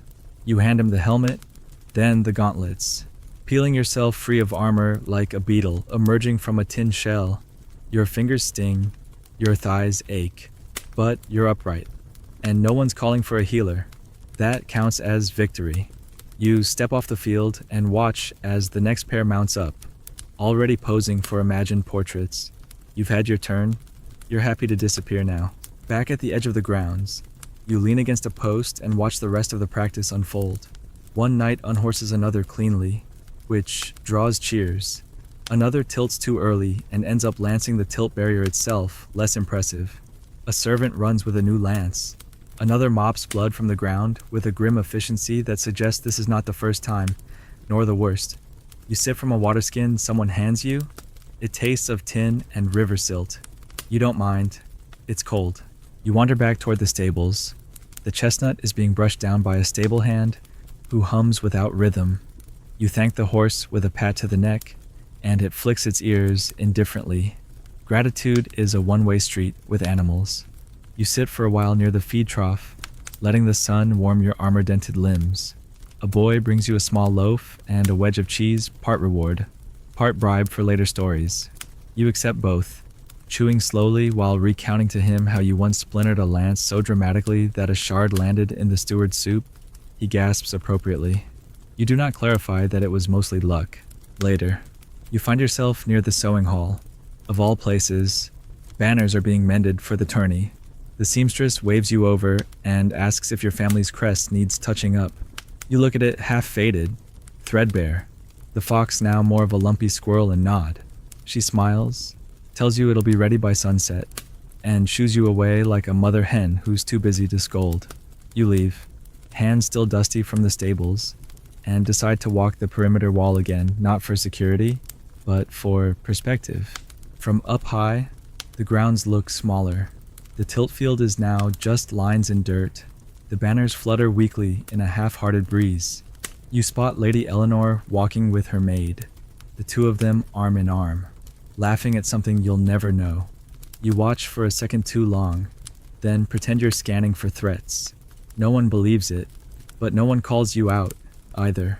The wall curves on, and you follow, pacing slowly, letting your thoughts breathe between footfalls. You think about the absurdity of it, riding a horse in circles, crashing wooden sticks into each other, pretending it's all for honor, and yet, when the lance hit true, when the crowd gasped, when your opponent staggered, something in you stirred. Not pride exactly, just the reminder that you still matter, that your body, battered as it is, still responds, that you haven't dulled completely in this long stretch of peace disguised as boredom.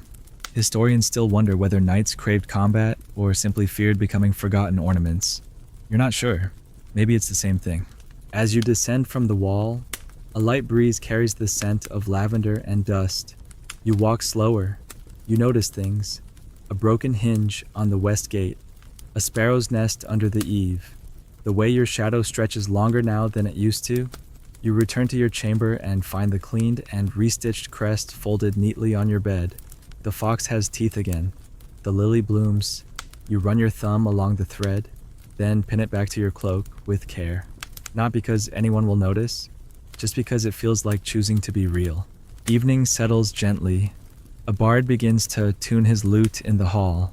You hear the soft thump of boots, the rustle of pages, the scent of stew far better than yesterday's. You sit near the fire later, quiet, not needing stories or company, just warmth, and the steady crackle of flame. Someone leans over and says, "You rode well today." You nod, say nothing, but your hand tightens briefly on the goblet, not for thanks, not for pride, just to feel the moment anchor itself in your memory. Tomorrow, the banners will rise again, the crowd will cheer, the lances will break, and you'll ride, maybe to win, maybe to survive, maybe just because that's what you do. You can tell it's a hunting day from the moment you wake. There's an energy in the air, the kind that gets squires bustling, hounds barking, and knights tightening buckles they usually ignore. You swing your legs out of bed slowly, already regretting it, because you know what's coming. Hunting is supposed to be a noble pastime, a chance to hone instincts and test courage. But most of the time, it's sore legs, cold mud, and desperately trying not to look winded before the younger knights. You dress quickly, wool tunic, leather boots, the heavy cloak with the torn hem that always smells faintly of old meat, and make your way to the courtyard, where preparations are in full chaotic swing. Horses are stamping, servants are tying on saddlebags, and someone's already dropped a bundle of spears that scatter like toothpicks across the cobblestones. You step over them, nod to the captain of the hunt, and accept the bow handed to you with a resigned grunt. You were hoping to ride with just a spear today, less complicated, more dramatic, but the captain insists today might involve boars. Of course it will. You mount your horse with practiced reluctance, settling into the saddle like it's your second skin. The group gathers quickly, 8 riders, 3 hounds, 1 overly cheerful herald, who insists on giving a rousing speech about honoring tradition. You tune most of it out, focusing instead on the tightening straps around your chest and the subtle ache in your lower back that's been with you since last week's training accident. Someone makes a joke about last month's hunt when Sir Reginald was nearly gored and claimed it was a tactical feint. The laughter is loud, relieved. Hunting always carries a risk, and everyone pretends it doesn't. You ride out through the outer gate, hooves echoing across the wooden bridge and into the dew-drenched woods beyond. The air is brisk, full of damp leaves, wet fur, and that strange mossy silence that clings to forests in early morning. You fall into formation easily. Second line, eyes scanning the underbrush with a half-focus you've cultivated over years. The younger knights jabber at the front, eager for a kill. You let them. You're not here to prove anything. You're here because it's expected, because it's what knights do when no wars are on. Historians still argue whether hunts were for survival, training, or pure aristocratic spectacle. You suspect the truth depends on who's watching. Hours pass in slow pursuit. The hounds catch a scent, dart forward, then lose it. A squirrel causes a momentary panic when it crashes through the brush like a charging beast. You keep riding, reins loose, ears open. Eventually, the captain signals with a raised hand. You all halt. He points toward a shadow moving through the underbrush, low, fast, heavier than a deer. A boar. Of course it's a boar. You feel your stomach twist slightly, not from fear exactly, just from memory. The last boar nearly gutted a squire before disappearing into the thorns. You tighten your grip on the bow, notch an arrow, and move slowly into position as the others spread into a loose crescent. The boar burst from the trees like a storm, tusks flashing, fur bristled and dark with mud. It charges without hesitation at Sir Baldwin, of all people, who promptly shrieks and drops his spear. You hold your shot. Wait. The boar veers. You release. The arrow thuds into its flank, not deep, but enough to make it stumble. Another knight follows up with a wild jab that misses by 2 feet. The boar turns, furious, blood streaking its side. You ready another arrow, but it's too close now. There's shouting, barking, hooves pounding, and then, finally, the captain's spear finds its mark. The boar crumples in the leaves, twitching once, then still. Silence falls, just for a moment, then cheers, laughter, someone clapping you on the back and shouting, "Good shot," even though the kill wasn't yours. You smile weakly, dismount slowly, and walk over to the beast. It's larger than you thought. Flies are already arriving. You kneel beside it, press 2 fingers to its hide, and murmur something you don't even realize you're saying. Maybe thanks, maybe apology. No one notices. They're already discussing how to drag it back, how to cook it, who gets the tusks. You step back, wipe your hand on your cloak, and try not to think about the eyes. Historians still debate whether knights felt reverence for the animals they hunted or simply viewed them as trophies. Standing here, you're not sure what you feel, just tired. The ride back is slower, the hounds panting, the horses slick with sweat, the boar strung up on a crude sled made from branches and rope. The sun is higher now, cutting through the trees in dappled gold that doesn't quite warm you. The chatter has dulled into a low hum of self-congratulation and soreness. Your shoulder throbs from holding the bow too long. You shift in the saddle and think about hot food and cold wine. The forest begins to thin. The castle appears ahead, rising like a forgotten promise from the mist. Once inside the walls, the hunting party disperses. Servants rush to process the carcass, wiping blades and muttering about preserving the meat. The knights head toward the baths. Again, you don't. Once is enough this week. You stable your horse personally, brushing its flank, checking its hooves, muttering soft nonsense that you wouldn't admit to saying. You hang up your gear slowly, letting your muscles cool. A squire offers to polish your boots. You wave him off. You'd rather do it yourself. Some rituals keep you grounded. Later, in the great hall, the feast begins. Not for victory, just because meat needs cooking, and nobles need distraction. The boar is roasted, stuffed with herbs, its skin crackling under fat and fire. You chew slowly, taste smoke and rosemary, and try not to picture the creature's last breath. Others toast. You raise your cup mechanically. The room grows louder, richer with wine and stories. Sir Baldwin retells the hunt in increasingly imaginative detail, positioning himself as the bait, the decoy, and the unrecognized hero. You don't correct him. You just smile into your cup and let the night carry on. As the fire burns lower and the air thickens with smoke and stew fumes, you slip away. No one stops you. The castle corridors are quieter now. You pass a torch sputtering in its sconce. You step outside briefly and look up.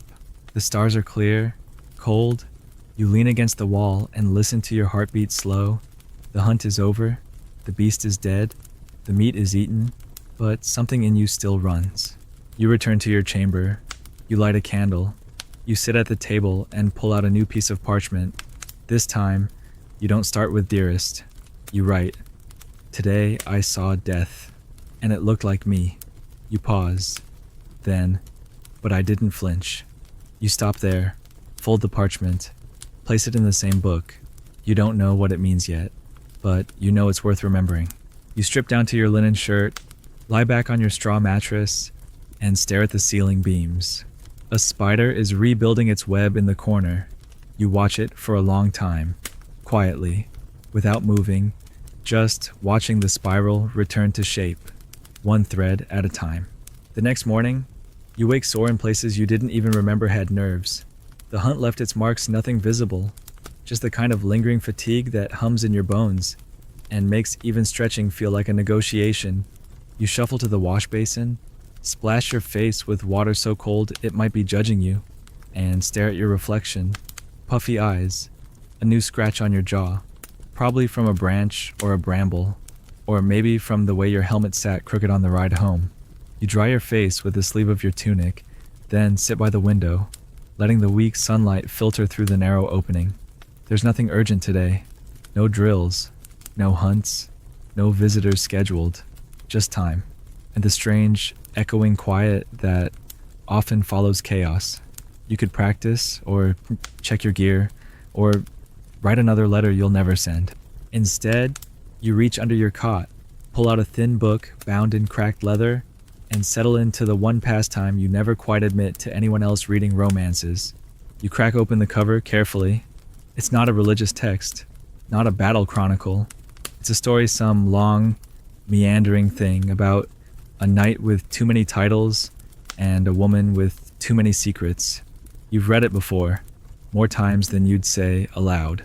It's ridiculous, implausible. Half the metaphors don't make sense, and the knight's armor never seems to rust. But something about it draws you in every time. Maybe it's the way the knight stumbles over his words when the lady is near. Maybe it's the way he's always fighting for something bigger than himself, even when he has no idea what that is. You turn the pages slowly, savoring the rhythm of the language, the way the scribe's ink leans into certain flourishes. You reach the part where the knight promises to return before the first snow. You smile, because you know he won't. He never does, and the lady knows it too. That's the whole point. Historians still debate whether knights truly read these tales, or whether they were simply tools for minstrels and idle noblewomen. But you know better. You've seen hardened men with cracked knuckles and scarred chests huddle around a fire, sharing verses from memory like coins, reciting stanzas they pretend to mock but secretly know by heart. There's something safe in the story, something that lets you believe, if only for a chapter, that honor is simple, love is eternal, and even the darkest forest holds a path worth following. You pause halfway through the book, letting your eyes rest. Outside, someone is shouting about missing laundry. A rooster crows late, confused. You close the book gently and tuck it back under the bed, like a relic. You wander out into the corridor, unsure what you're looking for. Your feet carry you without permission. You pass the kitchens too loud, the armory too sharp, the courtyard too crowded. Eventually, you end up in the library again, that cramped little room with a strange smell, and the scribe who always pretends not to see you. Today, the scribe is copying a charter and muttering under his breath about ink quality. You nod in his direction and he grunts back. The shelves creak as you scan the spines. More chronicles, more sermons, more records. But tucked between two grim volumes about siege logistics, you find another storybook. Thin, hand-bound, the title nearly rubbed away. You take it. Sit, open to the middle. This one's about a lady who disguises herself as a man to rescue her brother from a tyrant. Classic setup. She bests 3 knights in combat, navigates a treacherous river crossing, and delivers a speech to a king so stirring that even the translator weeps. You read half of it before realizing your leg's fallen asleep. You stand, stretch, and decide to borrow it for a night. Just one. You nod to the scribe, who still doesn't look up, and carry the book back to your chamber like a secret. The rest of the day blurs. You eat something bland, walk the battlements once, sit in on a planning session about next week's tournament logistics, and say exactly nothing. But when evening arrives, and the fire is lit, and the chatter grows warm and aimless, someone inevitably pulls out a lute. Sir Lionel. Again. Of course, you settle near the hearth, cup in hand, half listening, and then, like they always do, the songs shift from drinking ballads to tales. Someone starts reciting a love poem, flowery, dramatic, overwrought. Someone groans, Someone else shushes them. And then, across the firelight, someone starts a new story. You know this one. It's about a knight who falls in love with a woman from a rival house. They meet in secret. They exchange tokens. They make impossible promises. The story ends with betrayal, of course, or death, or both. But no one tells that part right away. They linger on the moments before the garden meetings, the exchange glances, the letters hidden in books. You sip your wine and pretend not to care. But you do. You always do. Not because you believe it, because you remember the shape of that longing, the ache of wanting to be chosen, even if only in fiction. After the stories fade, and the room thins out, and the fire burns low, you walk back to your chamber with the borrowed book tucked beneath your arm. You sit on the edge of your cot, open to where you left off, and finish the tale by candlelight. The lady rescues her brother, she unmasks. The king rewards her with land, but not marriage. She refuses the knight who offers to wed her for honor's sake. She leaves instead on a horse of her own, into a forest of her choosing. You close the book slowly. That ending surprises you. It's not romantic. It's not tragic. It's free. And for a moment, that feels like the rarest kind of courage. You blow out the candle. The dark settles around you like a curtain. You lie back and close your eyes. The story still echoing in your mind, not the battles, not the speeches, but the silence at the end, where the woman rides away and no one calls her back. That silence says more than any vow. The following day drifts into focus slowly, like a page turning in wind. You wake without urgency, the light already tilting in from the narrow window, your breath visible in the morning chill. There's no hunt scheduled, no drills ordered, no feast to prepare for just the unglamorous, overlooked duty of managing the land. You groan a little as you sit up, because managing land means meetings, ledgers, and a lot of nodding while pretending to understand agricultural yields. You dress plainly woolen tunic, sturdy boots, cloak that doesn't scream nobility, and head down to the steward's chamber, where dust and ink always mingle like conspirators. The steward is already seated at a long table covered in parchment, his quill twitching like it's trying to escape his grip. He doesn't look up. "They're waiting for you in the hall," he says, and you nod, as if that's something to look forward to. The hall has been stripped of its banners for cleaning, which makes it feel oddly naked. A dozen men and women stand waiting reeves, bailiffs, a grumpy baker, and a shepherd whose beard contains more personality than most squires. You take your place at the head of the long table, trying not to look like you'd rather be sparring with your eyes closed. The steward begins reading. It starts with grain. It always starts with grain. How much was planted? How much was harvested? How much was eaten by mice or claimed by mysterious storage accidents? You nod every so often. Even though the numbers blur, you understand war. You understand wounds. You do not, despite your best efforts, understand barley. Historians still argue whether most knights truly engaged in estate management or simply nodded until someone else fixed the problem. You're giving the latter theory plenty of support today. Next comes livestock. The shepherd says wolves again. The reeve says the fence was weak. They bicker. You interrupt. You suggest repairs. They mutter. And the matter is tabled. Then come the taxes. 3 tenants are behind. One claims illness. Another claims flood. The last one claims ignorance. You rub your temple, suggest a delay and a warning, and the steward writes it down with the dramatic sigh of a man who believes paperwork is a sacred burden. A few more items past repairs to the mill, complaints about soap shortages, a noble's request for a dozen fresh eggs despite not sending chickens. You agree, mostly because saying no takes more energy than you have. Finally, the meeting dissolves. People shuffle out. Bows exchanged, muttered blessings shared like currency. You remain seated a moment longer, staring at the now stained wood of the table, feeling somehow more exhausted than after a day of riding. Managing a holding sounds noble. It reads well in songs, but in reality, it's ink-stained fingers and endless problems dressed up as numbers. You rise, stretch, and exit into the corridor, where the sun is finally beginning to warm the stone. You walk slowly, letting the tension bleed off your shoulders. Your cloak drags slightly behind you. You ignore it. You pass a window and pause. Outside, two children are chasing a chicken. One wears a crown made of twigs. The other wields a stick like a sword. They scream with joy, tumble in the mud, and laugh like the world belongs to them. You watch for a full minute. No one notices. No one needs to. Then you keep walking. You circle the outer wall, visit the edge of the orchard, speak briefly with the beekeeper, who informs you very solemnly that one of the hives is acting strange. You promise to look into it and try not to ask what exactly strange bees do. By midday, you're back inside, seated in the scribe's chamber now, reviewing land charts. He unrolls a faded map with such reverence you'd think it contained prophecies, not potato plots.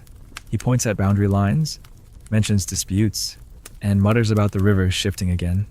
You nod where appropriate, squint at the curling script, and try to imagine a time when all of this mattered to you. Maybe it still does. Maybe it just hides behind the sword. Waiting for quieter moments like this to reappear, you sign 2 forms, approve a third, and excuse yourself with a polite urgent business. No one asks what. You escape to the tower stairs, climbing slowly, letting the quiet wrap around you. At the top, the wind greets you like an old friend, chill, insistent, honest. You step out onto the parapet and look across the land. From here, the fields stretch like patchwork. The river snakes lazy and silver, and the smoke from village hearths curls upward like prayers. You stand there for a long time, saying nothing, thinking nothing, just letting the world exist without your commentary. It's a strange relief to not be needed for a few minutes. Eventually, your stomach growls and you take that as a divine command. Lunch is simple bread, dried fruit, a wedge of sharp cheese that tastes slightly of regret. You eat alone in a small alcove near the chapel, leaning against a window ledge, watching a spider spin a web between 2 beams. You've seen this one before. It builds, fails, rebuilds. You respect that. You finish eating, brush crumbs from your tunic, and return to your room to write down what little you remember from the steward's reports, not because you'll read it later, but because sometimes putting things into ink makes them feel less heavy. The afternoon drifts, thick and slow. You end up on the training grounds, not to spar, but to watch. The squires are at it again, wooden swords clashing, voices too loud, movements too eager. You watch from a bench, arms crossed, offering the occasional correction when one of them nearly dislocates his own shoulder. One boy falls hard, scrapes his elbow, and tries to blink back tears. You hand him a rag and say, "Hurts less the second time." He nods, sniffling. It's a lie, but a useful one. Evening comes sooner than expected. The sky turns gold, then purple.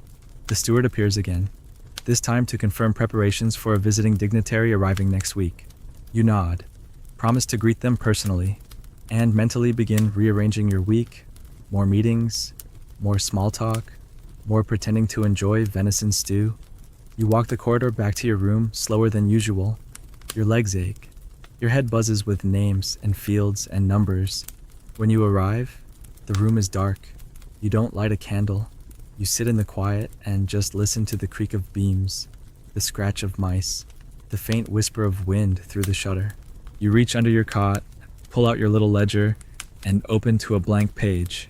You write, "Today, I ran a kingdom of vegetables and debts. No one died. I call that a win." You add a small drawing of a carrot with a crown, laugh to yourself, and close the book. It's absurd. It's childish.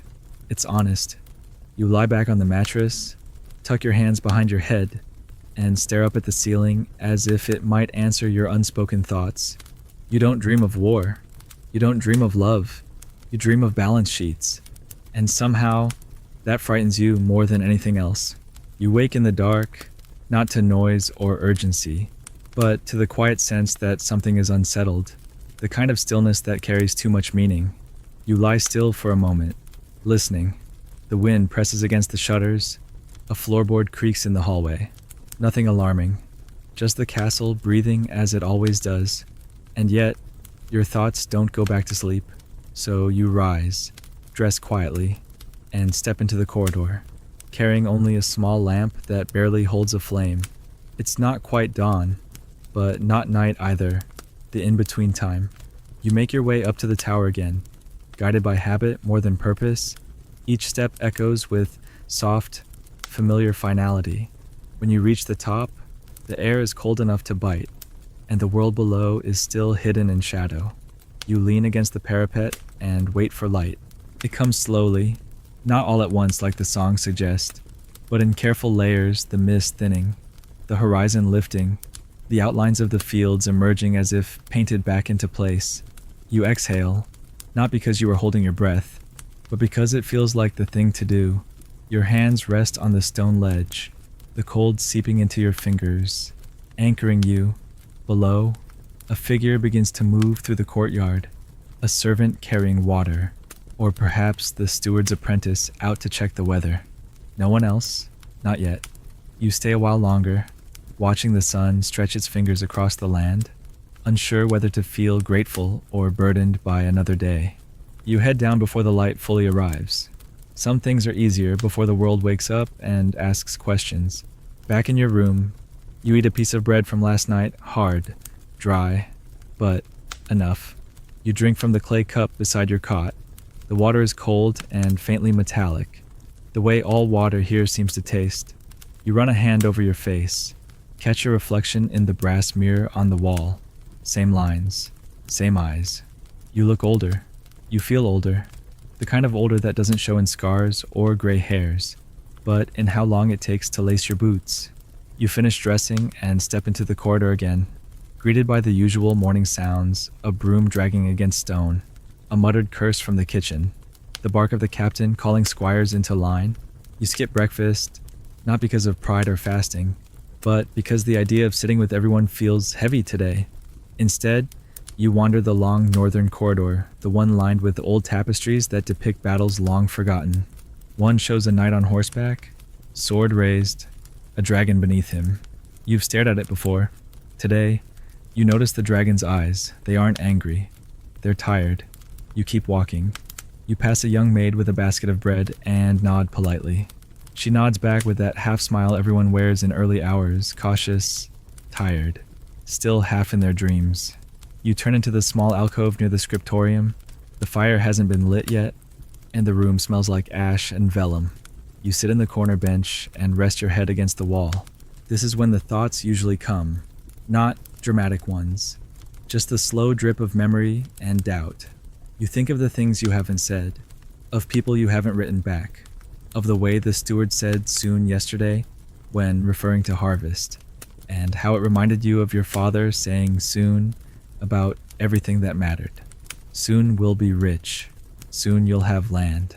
Soon you'll understand. You wonder if you do understand. That is, you're not sure. Historians still argue whether knights truly believed in their roles or simply grew into the armor they were handed. You suspect you've done a bit of both, grown into it, but never quite filled it. Eventually, you rise. The castle is fully awake now. You hear metal against metal in the training yard. You hear laughter from the kitchens. You decide to go there, just to walk through, to remind yourself that the world still turns, even when your thoughts do not. Inside, the cook is scolding someone for burning onions. The smell is sharp, oddly comforting. You take a crust of bread offered without asking, nod your thanks, and slip out the back door into the garden. The herbs are thriving, despite the season. The rosemary is tall. The thyme has curled in on itself. You kneel and touch the soil, still damp, still good. You pluck a leaf, crush it between your fingers, breathe it in. There's peace in this. Dirt, plant, sun, things that don't lie, things that don't need answers. You stay in the garden longer than expected, until your knees begin to ache and the wind reminds you that even stillness carries a cost. You return inside, shake the dirt from your hands, and head toward the chapel not out of piety, but because it's one of the few places where silence feels permitted. The door creaks. Inside, 2 candles are lit. The monk is asleep in the corner. You sit in the back, fold your hands, not to pray, just to rest them somewhere. You close your eyes and listen, not for answers, for quiet, for space between the noise. You think of the stories you've read, the knights who charge into danger with clear purpose, who never hesitate, never question. You wonder if they ever sat like this, aching in the knees, blinking away doubt like smoke. You think of your own story, if it's being written, or if you're the one writing it. You wonder how it ends, and then you tell yourself, not today. You stand, stretch, and leave the chapel with a soft nod to the sleeping monk. By midday, you're back on the training field, not to lead, just to move. You spar with a younger knight. He's eager, overcommits. You let him. You parry with less force, more rhythm. Let the repetition carry you.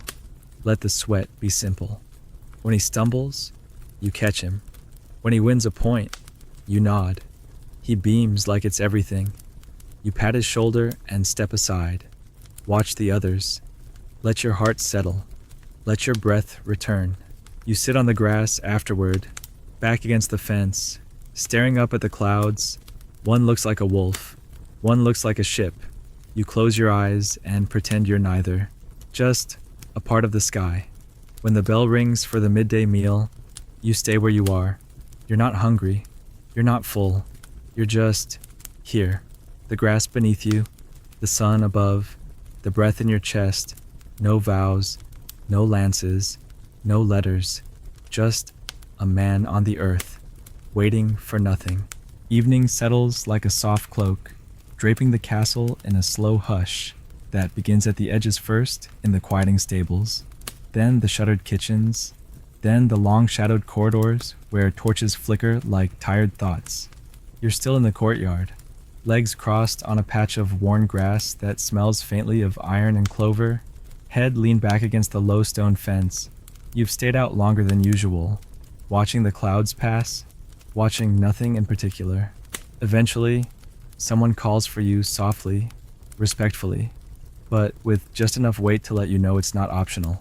You rise with the stiffness of someone who's sat too long in armorless thought, brush your hands against your tunic, and walk toward the great hall where tonight's gathering waits. It isn't a feast, not quite. It's something quieter. The fire has already been lit, the long table mostly cleared, and the mood, tonight, leans closer to reflection than celebration. You take your usual seat near the lower end, far enough from the lords to avoid strategic conversation, close enough to catch stories passed like bread across the benches.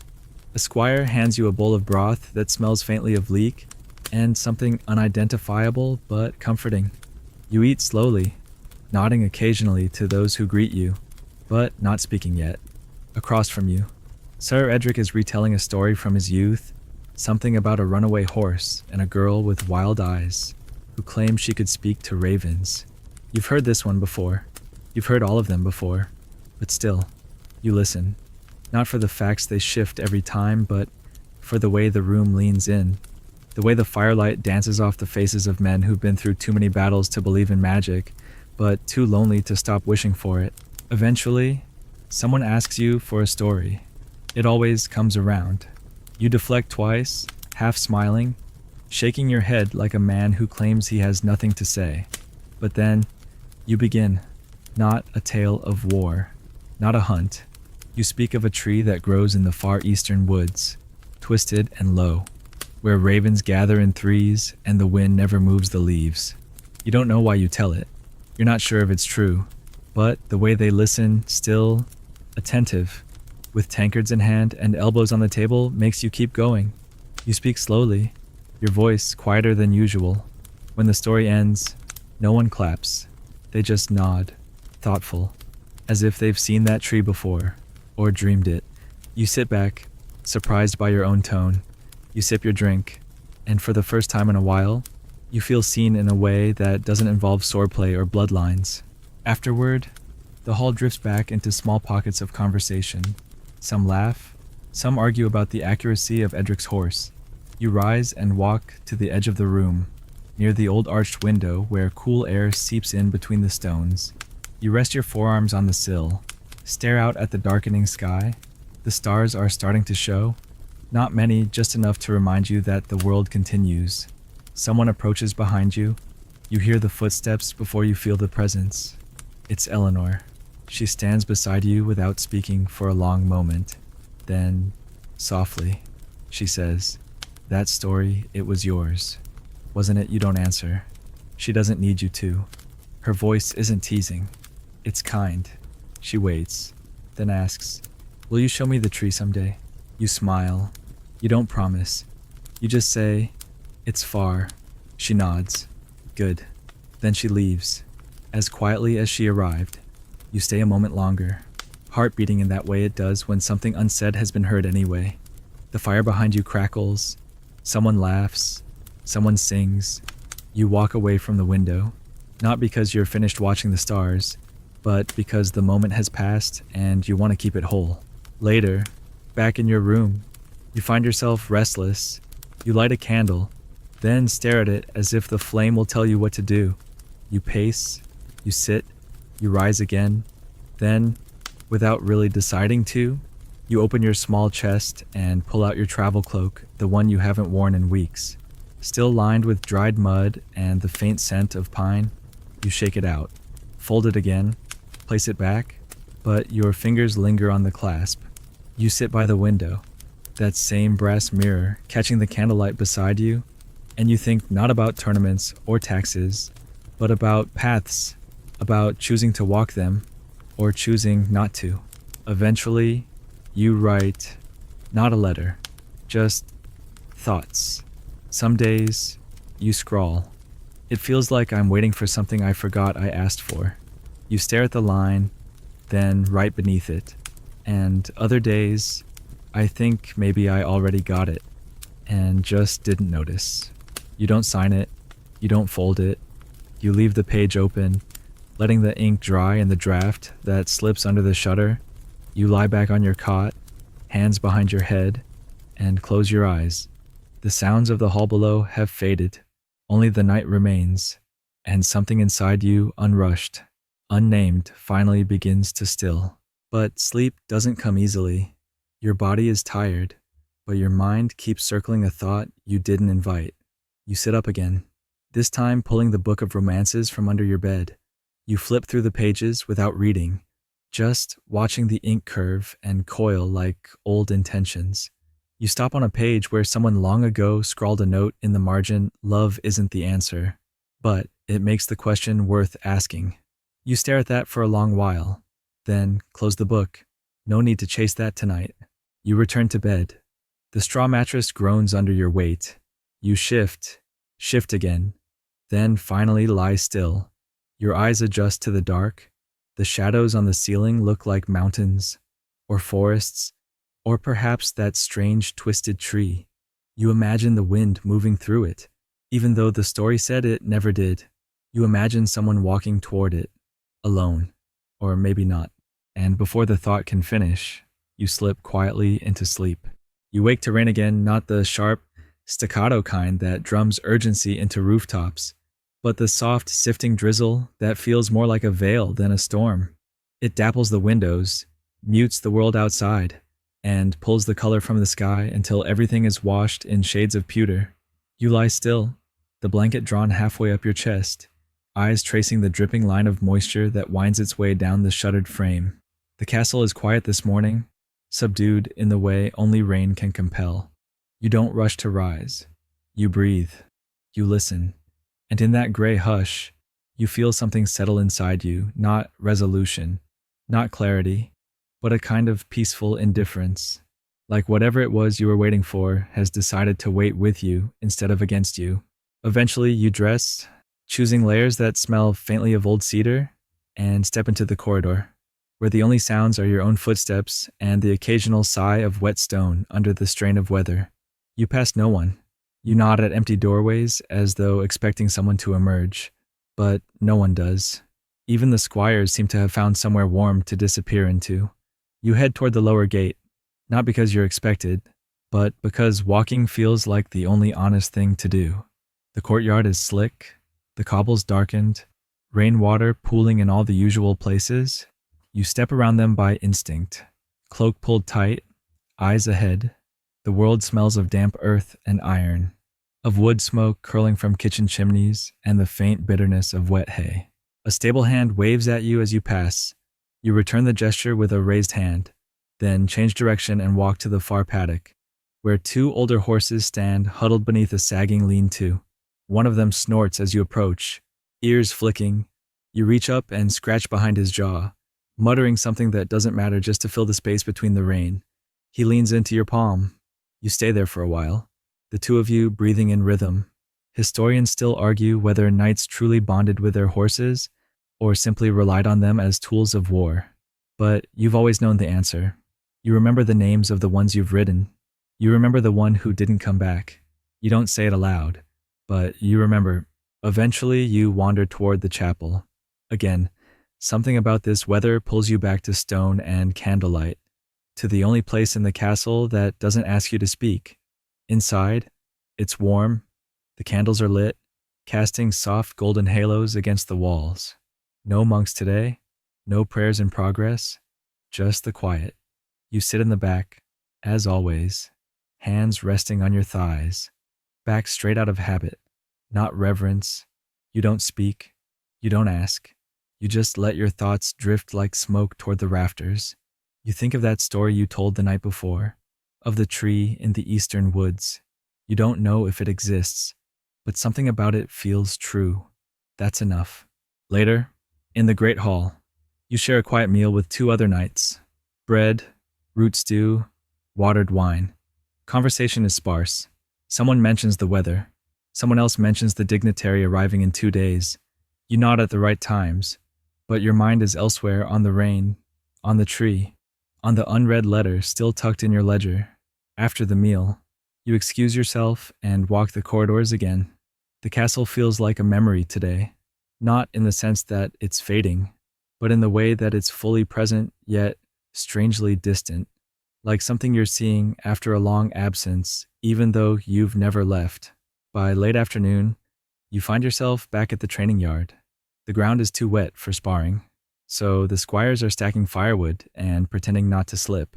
You help for a while, not because you have to, but because there's something satisfying about the rhythm of lifting and placing, lifting and placing. One boy asks you what it was like, your first battle. You tell him it was loud and confusing, and that you didn't know who won until someone shouted that it was over. He looks disappointed, but then asks if you were afraid. You nod. He nods too, like that makes sense, like that makes it okay. Evening creeps in slowly. You retreat to your chamber before the fire in the great hall is lit, before the stories begin, before Sir Lionel finds his lute again. You're not avoiding anything. You're just full of the quiet, full of the day. You sit at your desk, pull out that folded parchment from your ledger, and read the letter you never sent. It feels like a relic from another self, still you, but with rougher edges. You don't rewrite it. You don't burn it. You just hold it for a while, then slip it back between the pages and let it be. You light a single candle and open the book you borrowed, the one about the woman who rode alone. You read a few pages, then close it again. You stare out the window. The rain has eased, but the clouds remain. You imagine them as blankets pulled over the sky, as if even the heavens need rest now and then. You lie back on your cot, the straw shifting beneath you, the blanket drawn to your chest. Your limbs ache in a good way, not from strain, but from use, the kind of tired that feels earned, the kind that doesn't ask for sleep but welcomes it when it comes. And now, the candle burns lower, the rain has stopped, the castle breathes quietly beneath its ancient stones. Somewhere down the corridor, a dog barks once, then is hushed. Somewhere outside, an owl takes flight, its wings a soft whisper against the night. You listen to all of it. You let it in. You do not resist the ending of this day. You let it close, gentle as breath. Nothing more to do, nothing more to say. And now the story draws its last, softened breath. The torches along the corridor have burned low, their flickers no longer casting shadows but blending with the dark. The world you've wandered tonight with its clattering swords, its ink-stained ledgers, Its soft rain against stone walls has gone quiet once more, not vanished, but gently returned to slumber. Like a book closed with care, you feel it now, don't you? The slow unwinding of your thoughts, the way the weight of the day recedes into the hush of memory, leaving only the warmth of having witnessed it all without judgment, without haste. The knights have finished their tales. The candles are out in the chapel. The horses are tucked in their stalls. Even the ravens, bold as they are, have folded into feathered dreams.